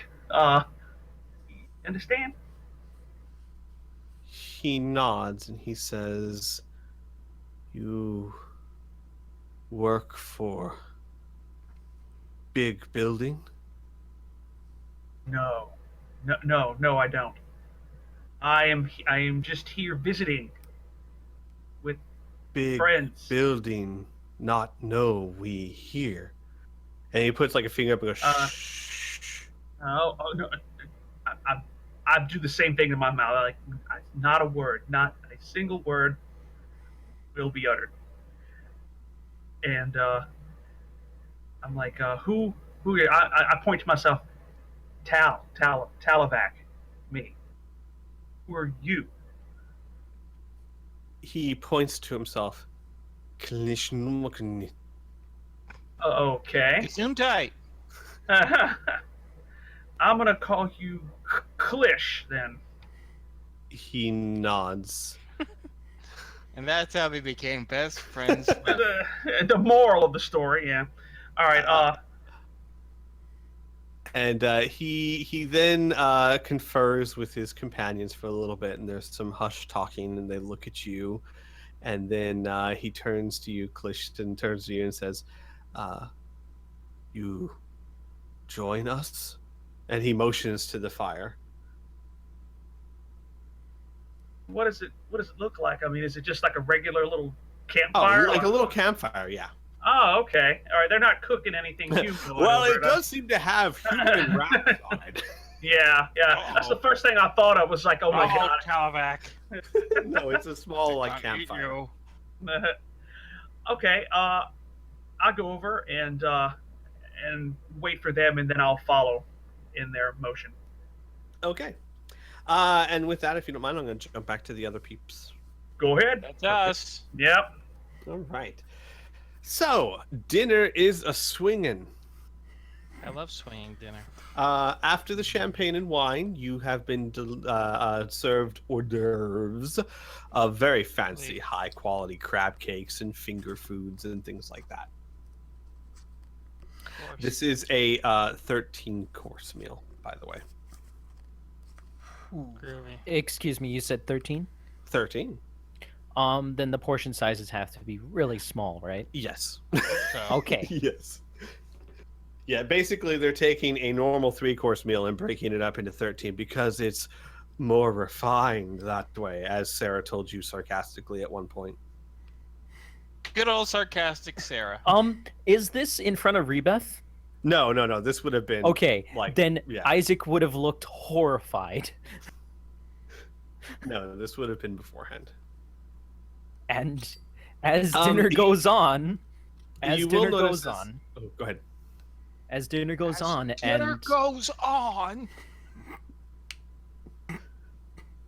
and every time there's a small ass plate put in front of Isaac, he will get he will seem more and more agitated. Okay. Rebeth talks. Just so everyone knows the group. She talks about herself, about how wonderful Isaac is, about how wonderful you all must be. She doesn't really mention anything about Sarah, but she talks a lot. You'll notice Lucas as well. Sarah will. It's kind of subtle, but Sarah's acting kind of like Rebith, but slightly exaggerated. Mm-hmm. Like, you know, if Rebith like puts her hand on Isaac's arm and says, "Oh dear, look at them over there. They look so defiant," you know, and something like that. About 5 minutes later, Sarah will put her hand on Lucas's arm and quietly go, "Oh, Lucas dear, look at that face. It's so Vossy."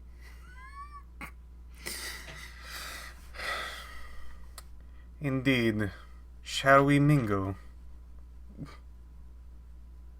Oh yes, let's.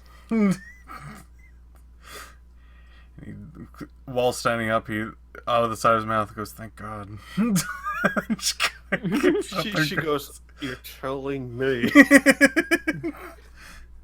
Oh, I also want to make it very clear.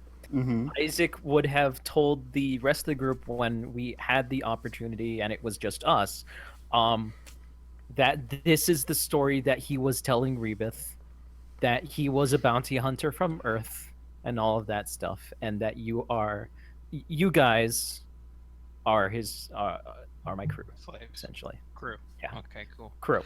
Yeah, at some point during the dinner, she would have said, "So it must be so amazing working under a boss like Isaac."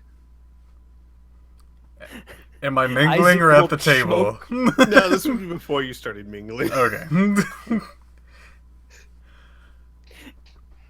Isaac will choke on what he's drinking. Xavier is going to correct her. Xavier is going to say, "We don't really work for each other. We're kind of a equal positioned crew." Yep. Oh. Oh, I see. Yes. Papa does this kind of management too.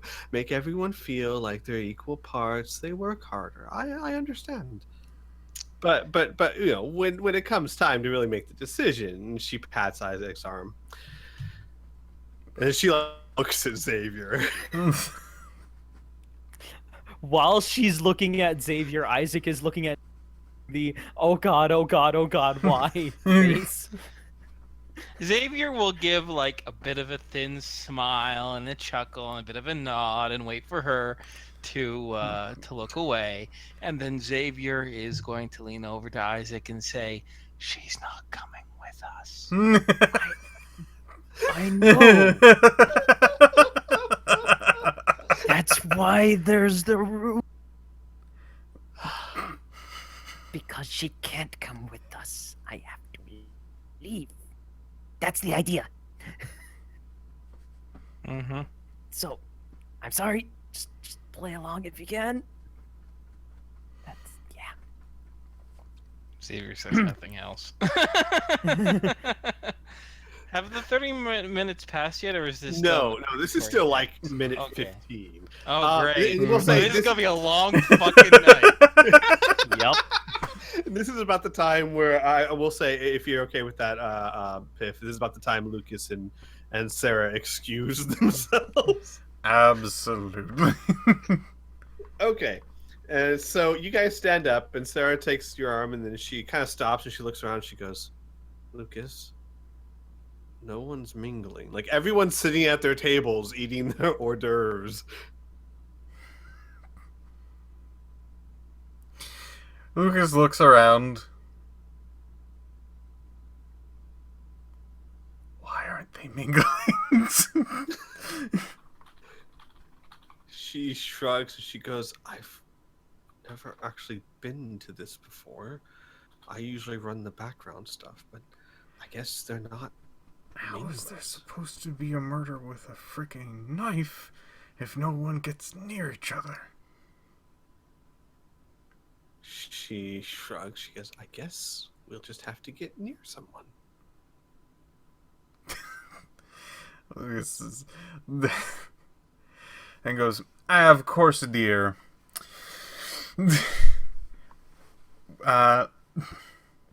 I'm sure our friend the Baron would love to see us, as he guides her. Baron! Oh, shit! Sorry. I couldn't help myself. A very dead-looking Baron. All right, she goes, oh, well, of course, Lucas, dear. As he's just going to walk aimlessly around the place.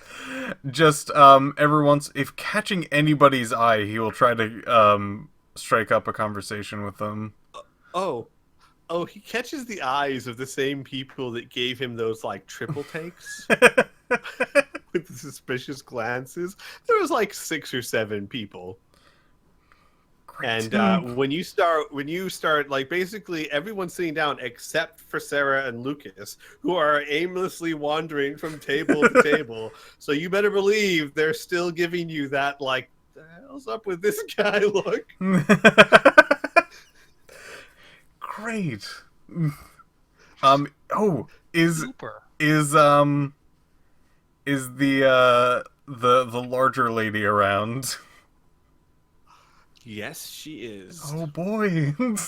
She is actually at a table. Obviously, there's lots of people at this table. But she is at a table, and sitting, hovering on the seat next to her, is her little pet. And she is feeding it soup. I might have to do a few rolls for this, but Lucas is going to pretend to be somebody else, but also somebody who knows her. Luckily, she said her name and occupation and things like that, that he can go, this person. So... Yes. All right. He will then go, mademoiselle, we meet again. Oh. Oh, wait. I'm sorry. Can I redo that? I'm forgetting the character here. Right. You go up to the old lady. Or not the old lady, the plump lady. Mm-hmm. And you say that, and she goes, well, of course, it's been too long. But as I was telling you last time we met, I think that she, and she points over to the pet, is just growing marvelously, don't you? Sarah, like, drops her mouth and looks at you like, the hell? It's doing marvelously. But you're looking quite well yourself. As it gives a slight wink. She just nods and goes, of course. And he's actually going to ask about her direct business. I'm sure he probably knows the name of such things and position, because I'm sure she's talked to herself about how great she is and what she does. Yes, she talked about how her late husband made his millions in the shrimping business. Sorry, I had a Forrest Gump flashback. I'm sorry. How is I'm assuming the shrimping business is still doing fine? Oh, I get a paycheck every month, so I assume it has to be, dear. I hate her too. It has been a pleasure as always to meet you. And of course, if you need my services again, please do not forget the name. Puree. Oh, I won't. And as you walk away, she says something, and the table kind of like titters. And as you're walking away, Sarah looks at you. She goes, I didn't know it was that easy. It's not. About this time, after you've talked to the plump lady, mm-hmm. A lot of the stares that you are beginning to not relax but lose interest. Obviously, you're just talking to an acquaintance or something. Mm. And as you're walking around, Sarah starts whispers think it's time to maybe...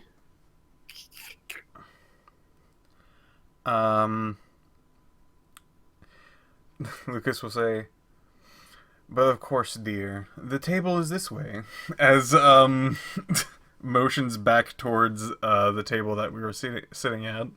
Mm-hmm. And he sits down. He, of course, makes himself very comfortable. Of course. And then notifies, my acquaintance girl, I'm not even sure what to call her as a like... Piph? Yeah. Oh, you cut out at the end there, sorry. The lady I've been with. Excuse me if I cannot remember her name. Sarah? Sarah. Okay. Yeah, okay. Sarah. Lucas is going to be saying notify Derek, excuse me. Oh, Derek? She'll nod. And I'll say, as you sit back down at the table, Rebeth is currently half standing up, leaning over the table, showing off her ivory bracelet to Xavier by, like, all but shoving it into his face. Like, and you can see the roses right here. It's beautiful, isn't it? Mm-hmm. It's pretty as your eyes. She looks very self-satisfied. I'm sure she fucking does. Lucas will get out.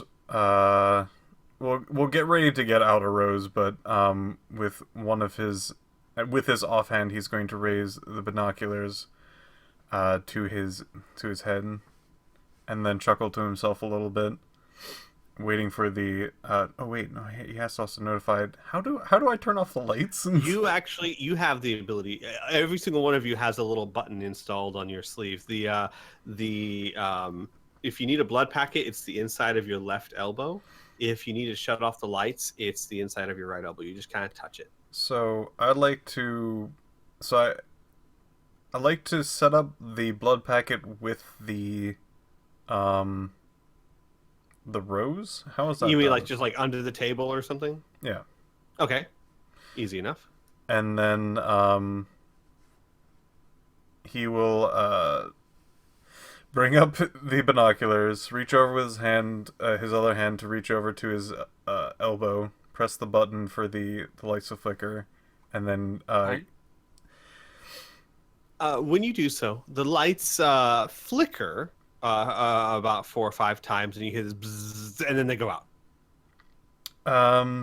Lucas is going to try to focus his eyes for his target, and try to dart that thing across the room. All right, roll it to strike. Are you doing a called shot? Are you aiming for a specific part? He's not confident enough to try to do such things.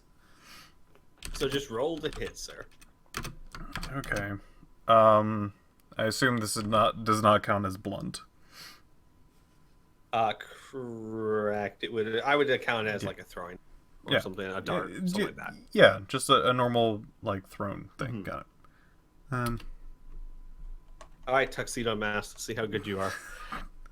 That's a hit. All right. It spirals across the room and hits Derek in the chest, and sticks to the chest, and the packet starts to seep blood down his chest. When he gets hit, he immediately tumbles backward in the chair, like hitting the ground with a thud. And when the lights went down, everyone heard kind of like a little excited, like, ooh, oh, the lights. You know, like everyone kind of expected it, and it was still mysterious, you know. And then there's a thump. And then everyone's like, oh, what was that? And then the lights flicker back on. And there's a brief moment where everyone just kind of goes about what they're doing. And then you just hear this.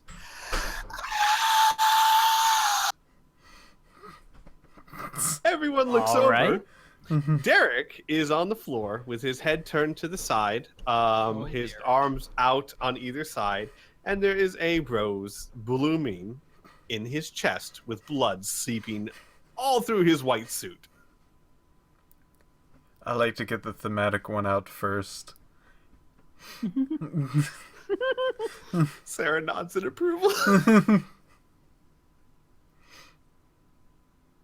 The room erupts into chaos. And if you don't mind, I'm going to take this moment to run back over to Talivac. Do it. All right. Talivac. Hey, buddy. How's it with the locals? You gone? Dave? Are you there, Dave? GM, I'm having a great time. This is Dave. He likes to do things. I would like to marry the thing that I just met. Have the wedding, we can't please. hear you at all, buddy, in case you're trying to talk to us. Yeah, I do see the activation for Discord every once in a while for Dave, but I don't hear anything. But Dave's not here, man. Oh. Okay. So, what you're going to want to do is you're going to want to on the lower left-hand corner, there's a whole bunch of options with your name. There's a phone and an X. That button. Click disconnect and then come right back in, okay? Okay. I don't know why I didn't even place it until just then that Lucas is flipping tuxedo mask right now. He needs that mask. I know. One of these days I'm gonna get that half freaking. Hello. Hello. Hey! Oh. There we go. Opa. Oh, great! I love this thing. Okay. Mm. Dude. Okay. Yeah. So, hi Talivac. How's the locals? Oh, I had a joke and you didn't hear it. So. Darn. So, well. you are given a spot at the fire, and the rest sit around you, and they kind of look eager. And the one who talked to you before, Klish, he sits down. He says, "We no get visitors here. No shit. We no supposed to be here. No one knows." I'm sorry. He's still talking. Oh yeah, he goes, "But this in emotions, home. No leave home."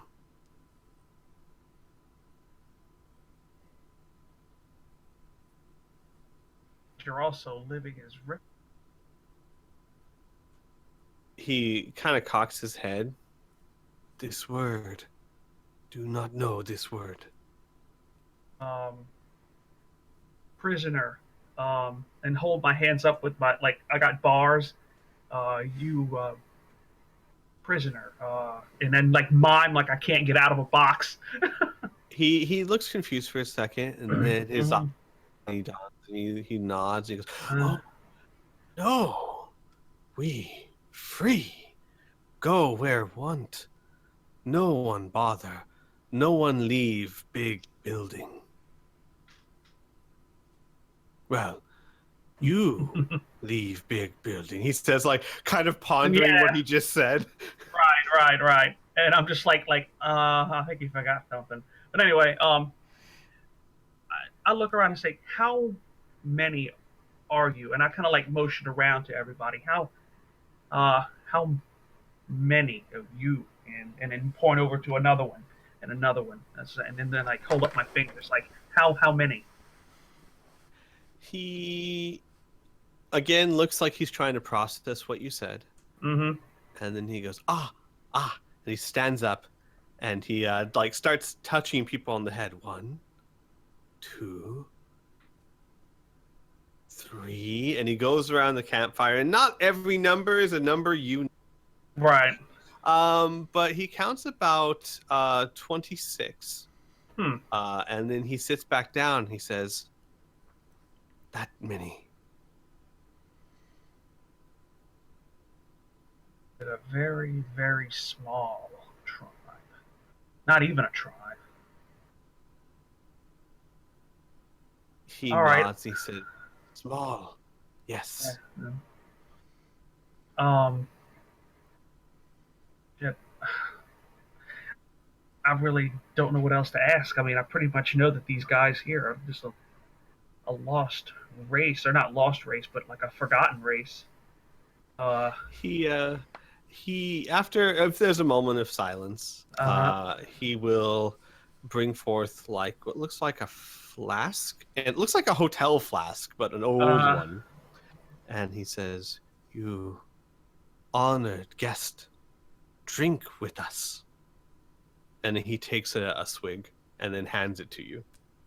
All right, I take it, about to put it to my mouth, and I stop, and I hold up a finger and get the glass out of my backpack. And pour some into the glass. And everyone looks curious what you're doing. And swirl it around and sniff it like it's a wine. And it smells fruity. It's good enough for me. And I'm going to humbly drink it, like just take a small swig. If it agrees, take another one, and then so on and so forth. Okay. Yeah. It tastes very fruity. Also, it tastes very alcoholic. You can definitely tell there's some form of fermentation going on here. Save versus poison, non-lethal. Oh boy. Okay. Let's see. I gotta put my for that. Let's see. Non-lethal. Okay. All right.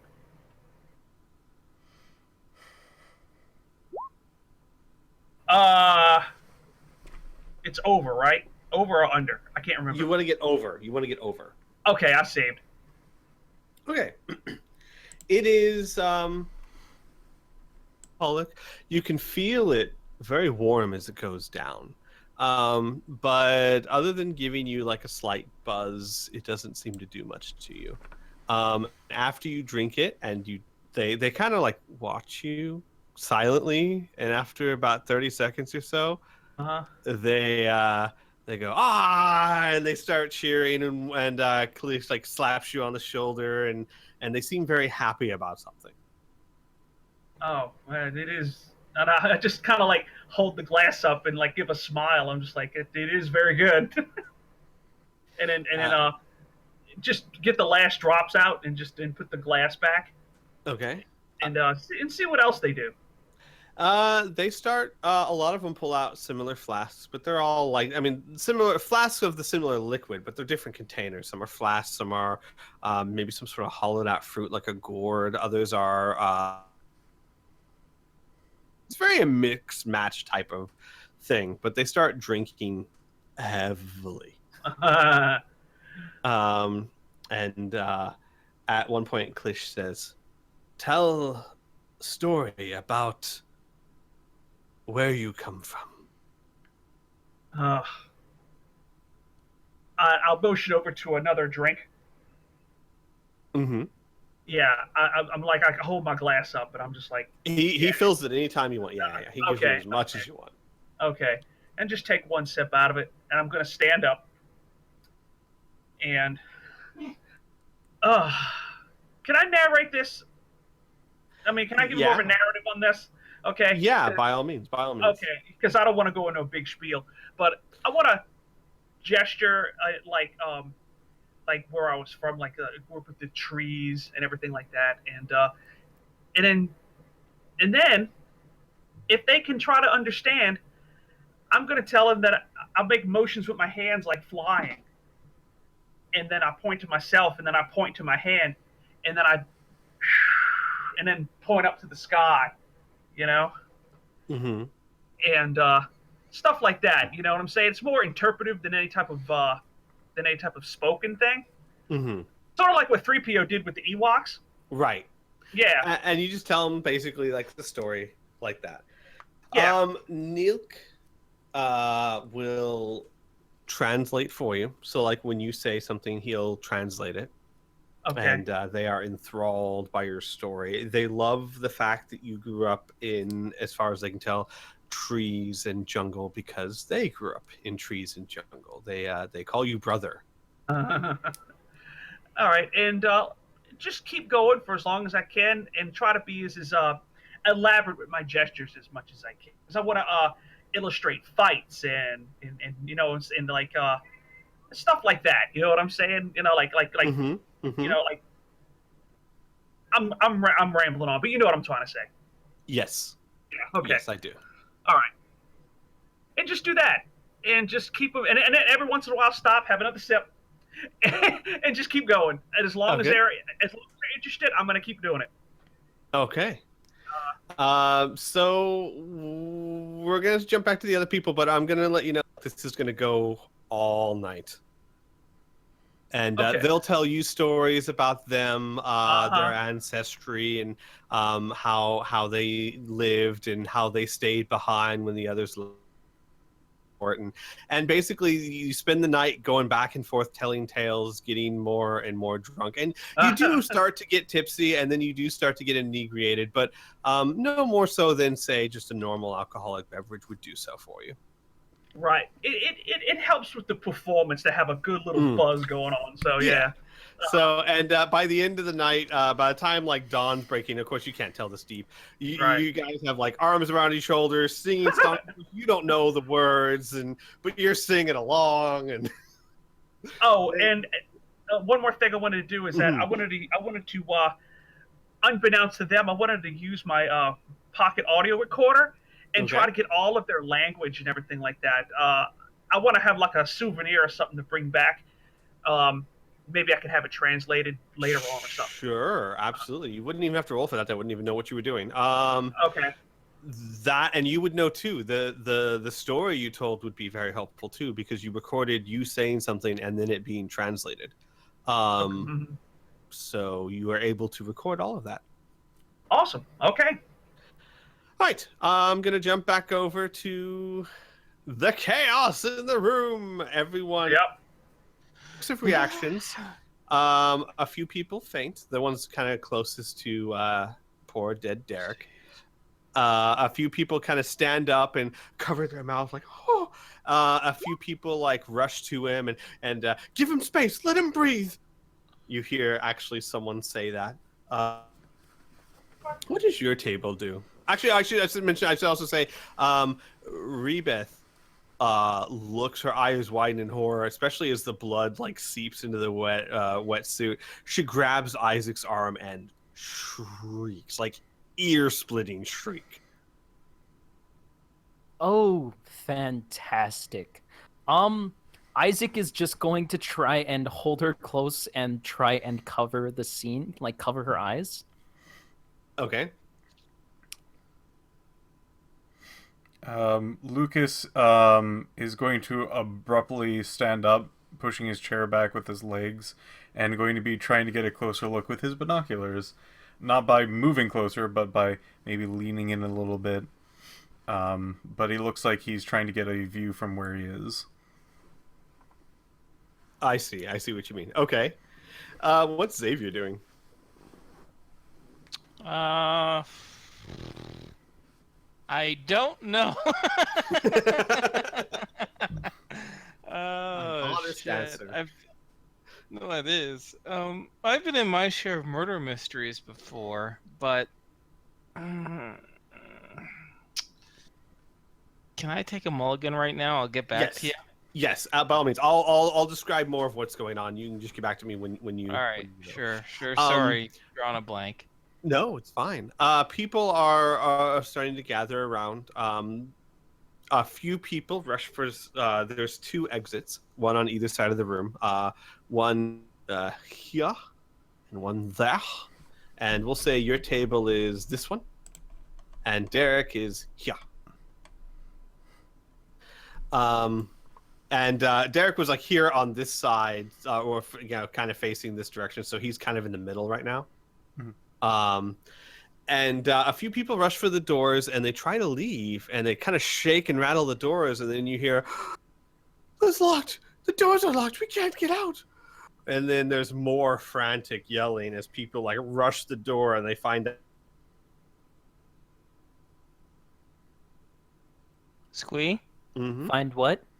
Can you hear me? Cut out again. Yeah, we can hear you, but you cut out that last sentence. You know, Discord is handy, but we're getting a lot of cutouts. Yeah. They find that they cannot get out. Okay.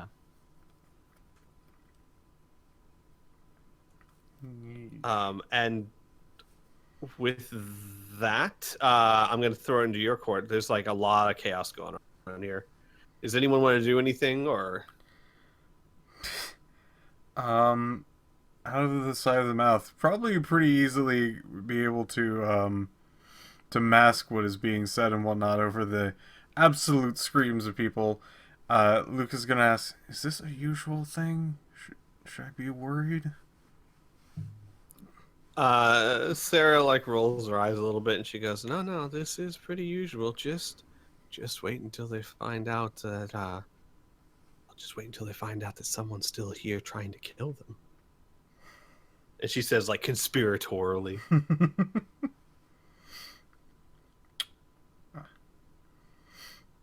Let's see. Does Lucas have one of these?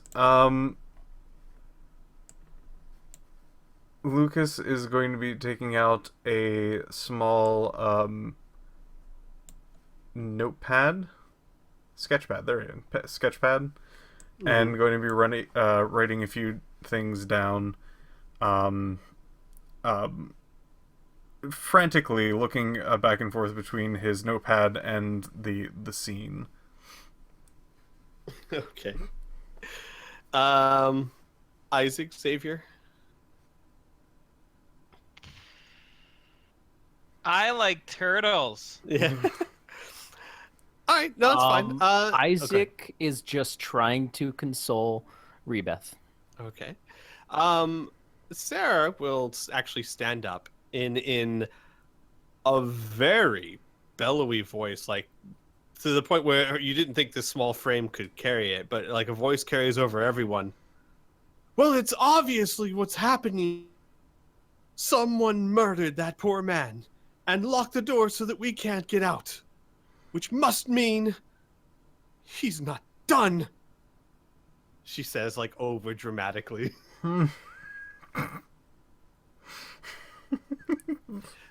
And then she'll kind of say, like, through the side of her mouth, like towards Xavier or Lucas, and go, "Might be a good time to introduce a famous killer with roses." What? Lucas will then do a frantic, like if somebody does like a big signature, that sort of like hand gesture, and he's gonna whip his pen and shut his pad quickly, and go, "Of course, this is the killer of," as he like dramatically removes the the tiny scopes from his eyes. I gotta get a good name for this. Fuck. Fuck isn't a good name. It's such a versatile word, though. It can be used for so many things. Fuck, what would be a good name for... I didn't think of a name. Oh, jeez. Now I'm just all...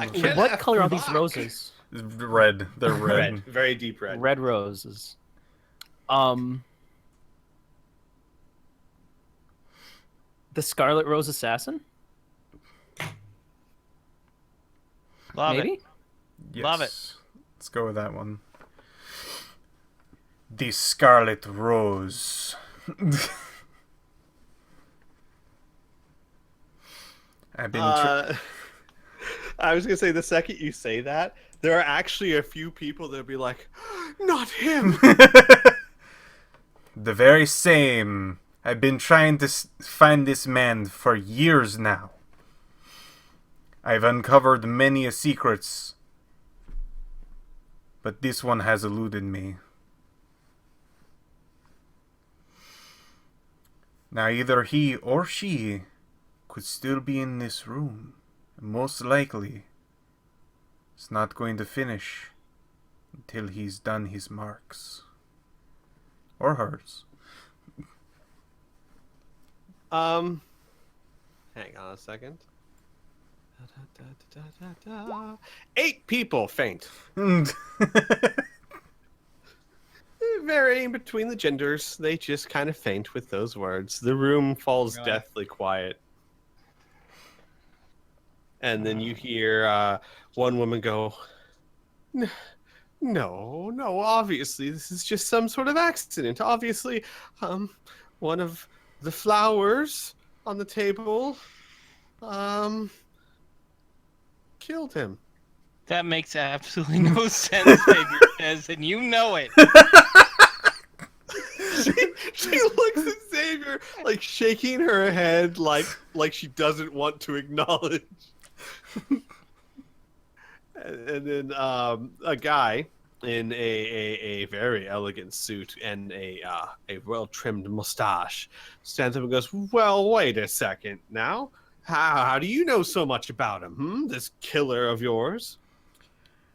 Killer of mine? Oh, sorry, you're talking to Lucas, sorry. Yeah, he's talking kind of to the table in general, but yeah. Oh, okay. I am the famous detective Lucas Pire. You may have actually seen one of my many exposures, including what was it, the NSA or something? I can't remember what the freaking letters were of that cop that we recorded and put out. God.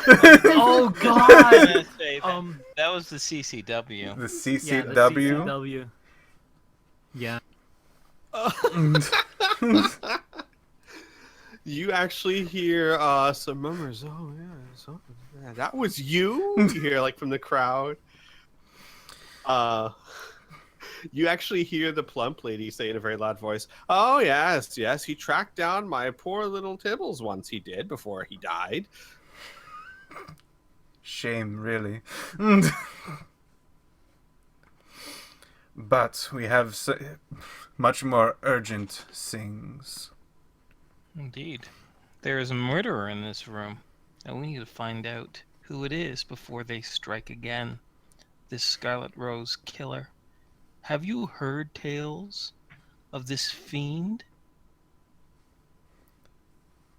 I'm assuming the room is very silent. Yes, the room's very silent. Xavier will bring his fingers up against his palm as if he's examining some dirt underneath his nail as he says nonchalantly, "Oh, I've heard of him. Or her. It's hard to tell. Perhaps it's even a collection of individuals. The problem is that the Scarlet Rose killer has never been identified. A premier assassin. And the only thing that we know anything about them is their calling card, which means they're incredibly egotistical or seek some sort of perverse fame. Regardless, I have no interest in being the next victim. So I suggest everyone stay calm, stay where everyone can see each other, and the least thing you can do is panic." 12 more people faint. 2 of which were people that had woken up, started to get up, and heard the whole part of the worst thing you could do is panic, and refainted. Now, luckily for you, Detective Puree, Detective Puree over here is a lead investigator, and I can vouch for his service. It was my ship that he helped save against certain corruption in the CCW. So, it's best that you do everything that he says. A lot of the crowd begins nodding, talking about, yeah, I saw that report. Yeah, he's a detective. He should be able to find out who did this. The man in the flashy suit with the trimmed mustache goes, he taps his cane and he says, here. I'm still not convinced. You say this murderer is in the room? He could be one of you. Mm-hmm. He could. Is he pointing at our table? Yeah. Of course he could. Of course he could. But until we get more information, all we can do is fire wild accusations. In fact, I could say the same thing to you, sir, as Xavier stands up and he struts towards the cane-wearing tart.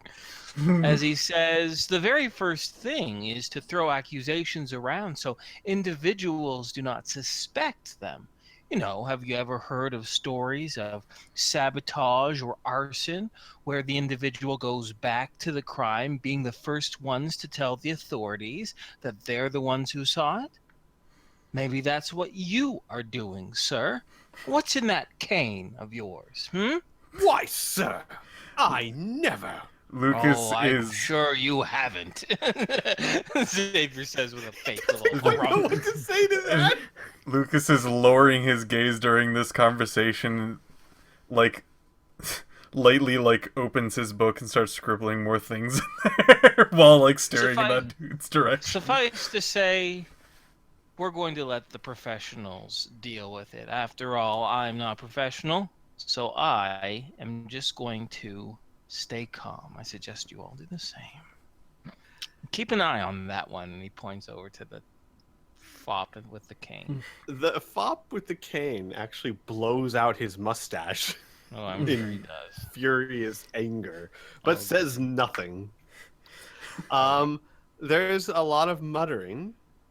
And then above the muttering, there comes a voice. It's actually from Freak, the gentleman in the red vest and pants. I know how this works. I get it now. Okay, Mr. Killer. Fine. You don't have to kill me. I'm obviously not who you're after. Just let me go. And he starts like waving around a credit stick. And he goes, just take my credit stick. Here it is, Mr. Killer. Just take my money. That's what you're all after anyway. And let me leave the room. And he's like standing out in the middle in front of everyone. He's like got his hand up and he's waving it back and forth very flamboyantly.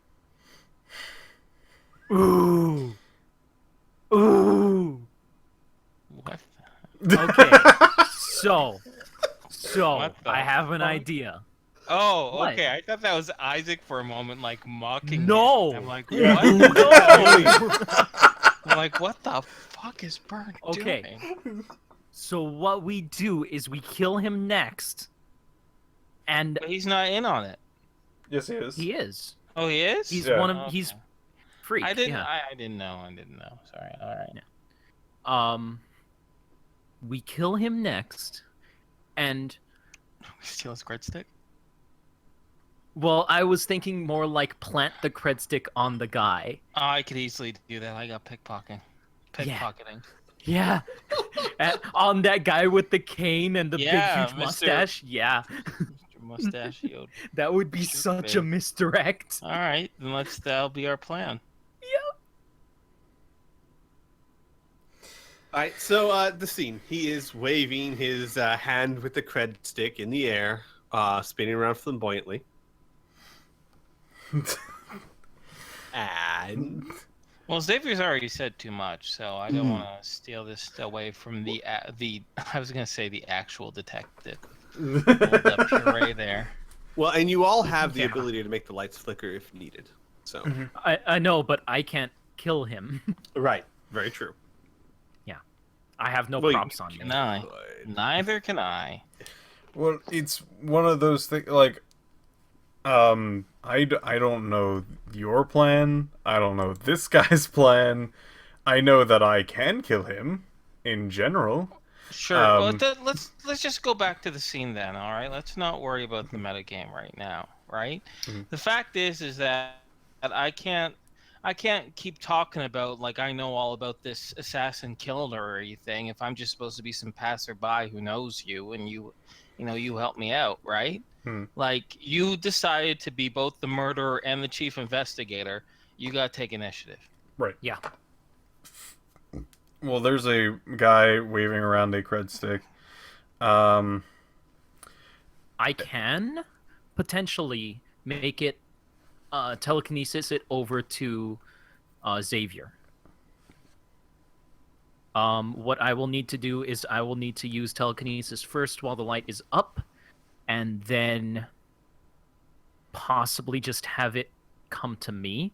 See, the tough thing is that you need line of sight. Mm-hmm. But, Squee, would it be okay if I just had it come to me and I just pass it over to Xavier while the lights are off? Yes, I would say that, because if you had line of sight on it and you were controlling it with your telekinesis, I would think that if the lights go out, you can still feel it, if that makes sense. Yeah, that's what I was thinking. If you make it quickly move to you, I don't see that being a problem. All right. Then I can do that. What we could do... No, you're gonna have to think of something, Piph, but I can get it over to Xavier so we can do the plan. So you have a plan of getting the cred stick. Yes. And I need to initiate it. No, that's not possible. It's metagaming. Yeah. Okay, here's... Okay. I don't... Our characters have to get together and fucking talk, say a few words to each other. Yeah. That's all we have to do, right? The room is quietly, tons of people are quietly talking amongst themselves. Mm-hmm. Yeah. Okay. Then we can do that. Right. But I can't leave Rebith's side. Can I? Well, she is currently standing. She's not grasping onto you. She's standing there, stunned by it all. So she's not, in your arms or anything, no. Then I will tell her I will talk with the detective for a bit and try and figure out what's going on. She gives you a very haunted nod. Okay. Then there we go. We can all talk. Okay. Since we already talked about it enough, we got the plan, right? Yeah. Generally, the lights go off. I kill dude, you grab stick, and so that we have a dead body. But And I planted on mustache dude. Yep. Right. Yep. How are you planning on mustache dude? Pickpocket. By using reverse pickpocket. Mm-hmm. Okay. Then I will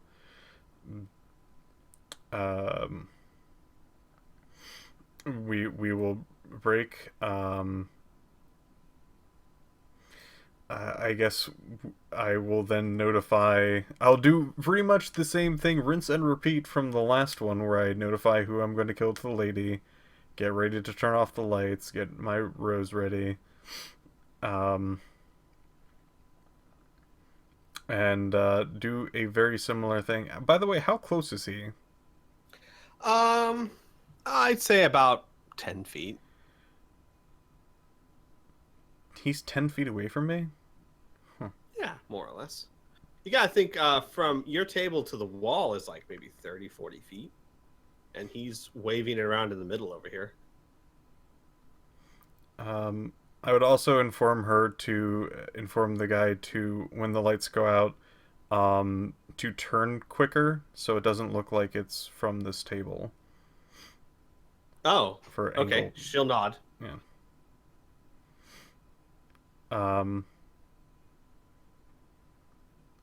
Then I will basically get everything ready, turn off the lights, and I'll wait until that happens, I suppose. Okay. The lights flicker and then go off. And they're going to start flickering. Everyone goes, and then lights go off. Okay. I'm actually going to wait a second for him to actually get a good spin in, and then throw. Okay.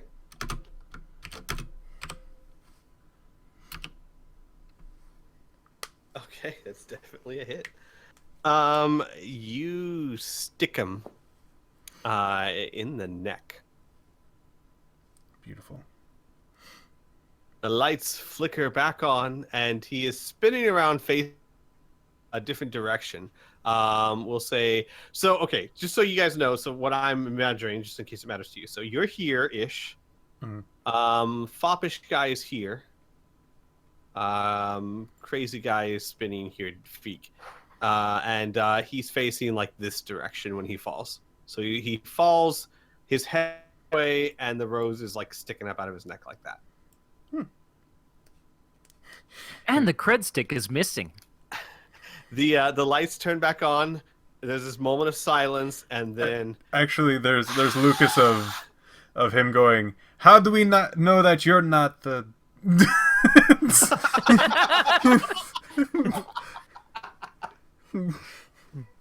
And then they're screaming. All right. He then opens up the books. Looks like he's scratching out something. Not that one. All right, Isaac, you have the cred stick. I will try and pass it off as discreetly as possible. In fact, perhaps while the lights were out, to Xavier.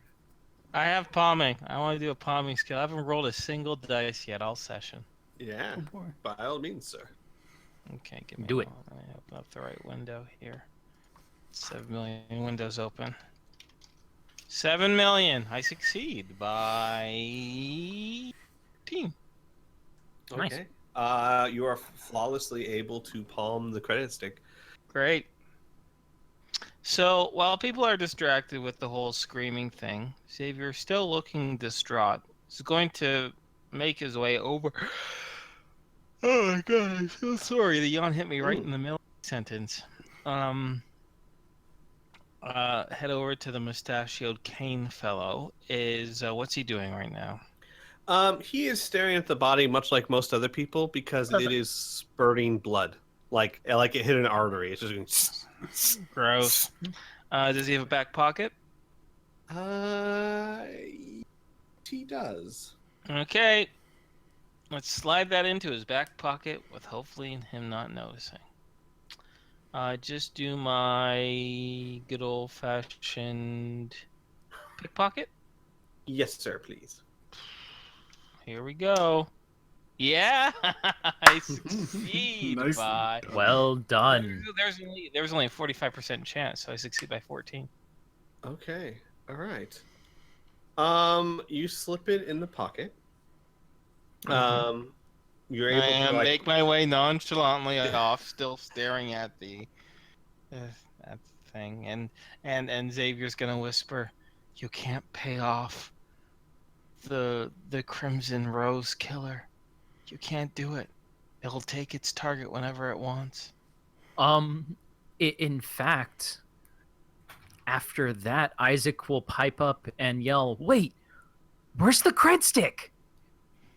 Where'd it go?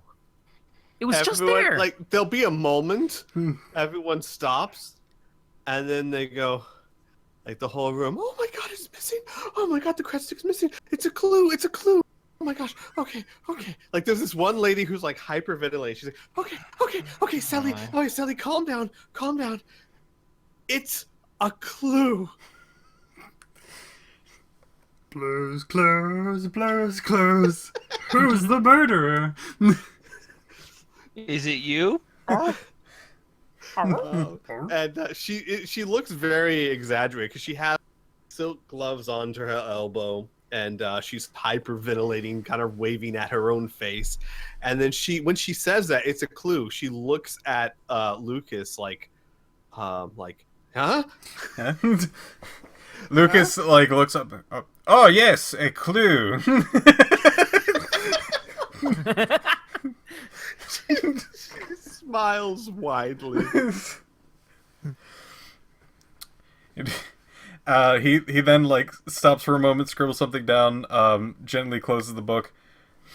Yes. Obviously, it is either under the dead body, or the killer has taken it. Everyone kind of starts wandering, talking, and you hear one guy who says, "Step back, I'm a doctor." And it's a young man in a very, he has an even more flamboyant ascot than Xavier does. And it's saying something. Yeah, he kneels down next to the body, and Isaac, roll me a paramedic check, if you would, please. Okay. Let's see. What is my paramedics again? Oh, that. Okay. So, boop. So I succeed by 18. Okay. It's obvious to you. This guy has no clue what he's doing. He kneels down and he puts his hand on the guy's neck, kind of like he's checking a pulse. On his esophagus. On his yeah, and like on he's the bleeding part. Like you can tell he's kind of leaning away, trying not to get any blood on him. And then he's like looking around. Then he very calmly stands up.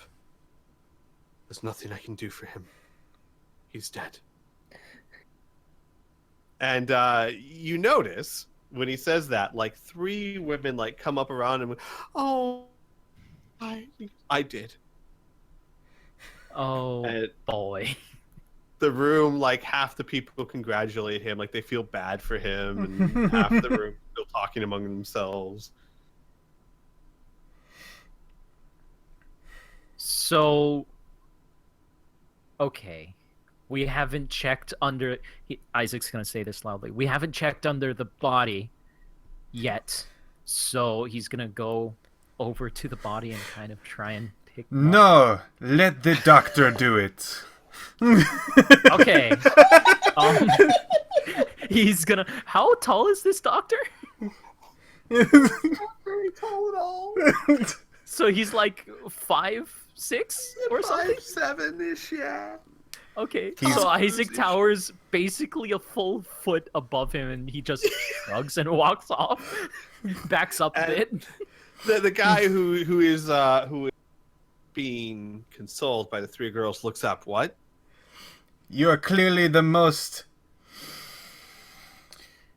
You have the credentials to do this. You've been around enough sickly and the dead. Check under his body. Me? Yes, you, boy. Right. I am the doctor. Yes. But, I mean, aren't you sure you're the detective? Wouldn't you want to, I don't want to impede. He stands up, dusts himself off. All right, you lift him up. I'll check underneath. Okay. And, he kneels back down and he like pushes the body a little bit, and then stops and looks at it, and looks around a little uncomfortable, and then he kind of puts his fingers under it and lifts, like his arms are fully extended, his face is not looking at it, and he's just like. Like 6 inches. Lucas will go over and he'll try to bend over, but his like clothes are a bit too tight. He goes, could you lift him up a bit more? I can't Can't see, boy. Lift him. Xavier, you'll notice back at the table, Sarah is sitting down. Mm-hmm. She is holding her rib cage, and she is shaking and trying her hardest to keep a straight face. She's doing it, but you can tell there's a struggle there.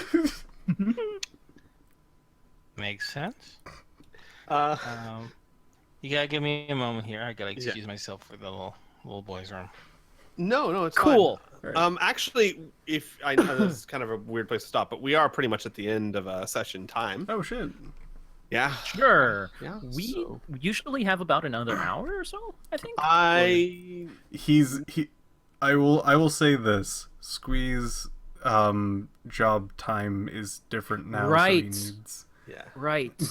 I'm completely cool with that because I have to work another like 5 hours tonight. Yeah. So... What I'm thinking about trying to do is if everyone's try maybe have a start maybe half an hour earlier so that we have like a 3.5 hour runtime. But the thing is, I have to wake up at 6, and if I want to get at least 6 hours of sleep, I need to start getting ready for bed. Yeah, that sounds fine to me. Because there's people that need their computers virus cleaned. Oh, Jesus. It's true. They don't know how to restart. Dave, are you cool with ending it here? Is he gone again? I think you might need to disconnect and reconnect. Yeah. Buddy. Yeah. It might be like after a long time talking or something, or not talking. It might be something that's like he's probably using the browser version, and yeah. The browser version does definitely have bugs. Sarah is the chat incarnate. Yes. Hello. Hey. Hello. Yeah, I heard. I need to get like official with this thing, so y'all have to help me out. Yeah, no, we'll all get used to it. It'll be fun. Yeah. Okay. Yeah. All right. Yeah, but cool. All right, Inferno. Mm-hmm. We're actually planning on ending right now. Oh. Yeah. Oh, Yeah. okay. I think I mentioned I might just be slipping the mind, but since I have to start getting up much earlier, I want to try and start ending the sessions at 11. And then if everyone's okay, I'd love to maybe start at like half an hour earlier than we usually do, so we still get a good 3.5 hours. Works for me. But yeah, because I fear if we go our usual time, I'm just not gonna get. Yeah, no, you gotta get up early. Mm-hmm. Yeah. So yeah, we'll stop there. So Talavac's drunk with his new friends. Everyone in the room is assessing the doctor, who tried to act cool. He decided to put himself in the spotlight, but sometimes that doesn't work. I was thinking of like checking it myself, but there's a person right over. He's obviously the professional here. I shouldn't be doing this. And I really liked turning the screws with the whole boy comments. Come on, lift him up, boy. Come on. Oh boy. Pen and paper games. Yay. Never once did I think that I'd be having an amazing time role playing a dinner party. Exactly. There's first for everything. So. Indeed. Yep. Good night, all. Good night, everyone. Good night. Good night. The night. No. No, I'm just gonna end it. You got no.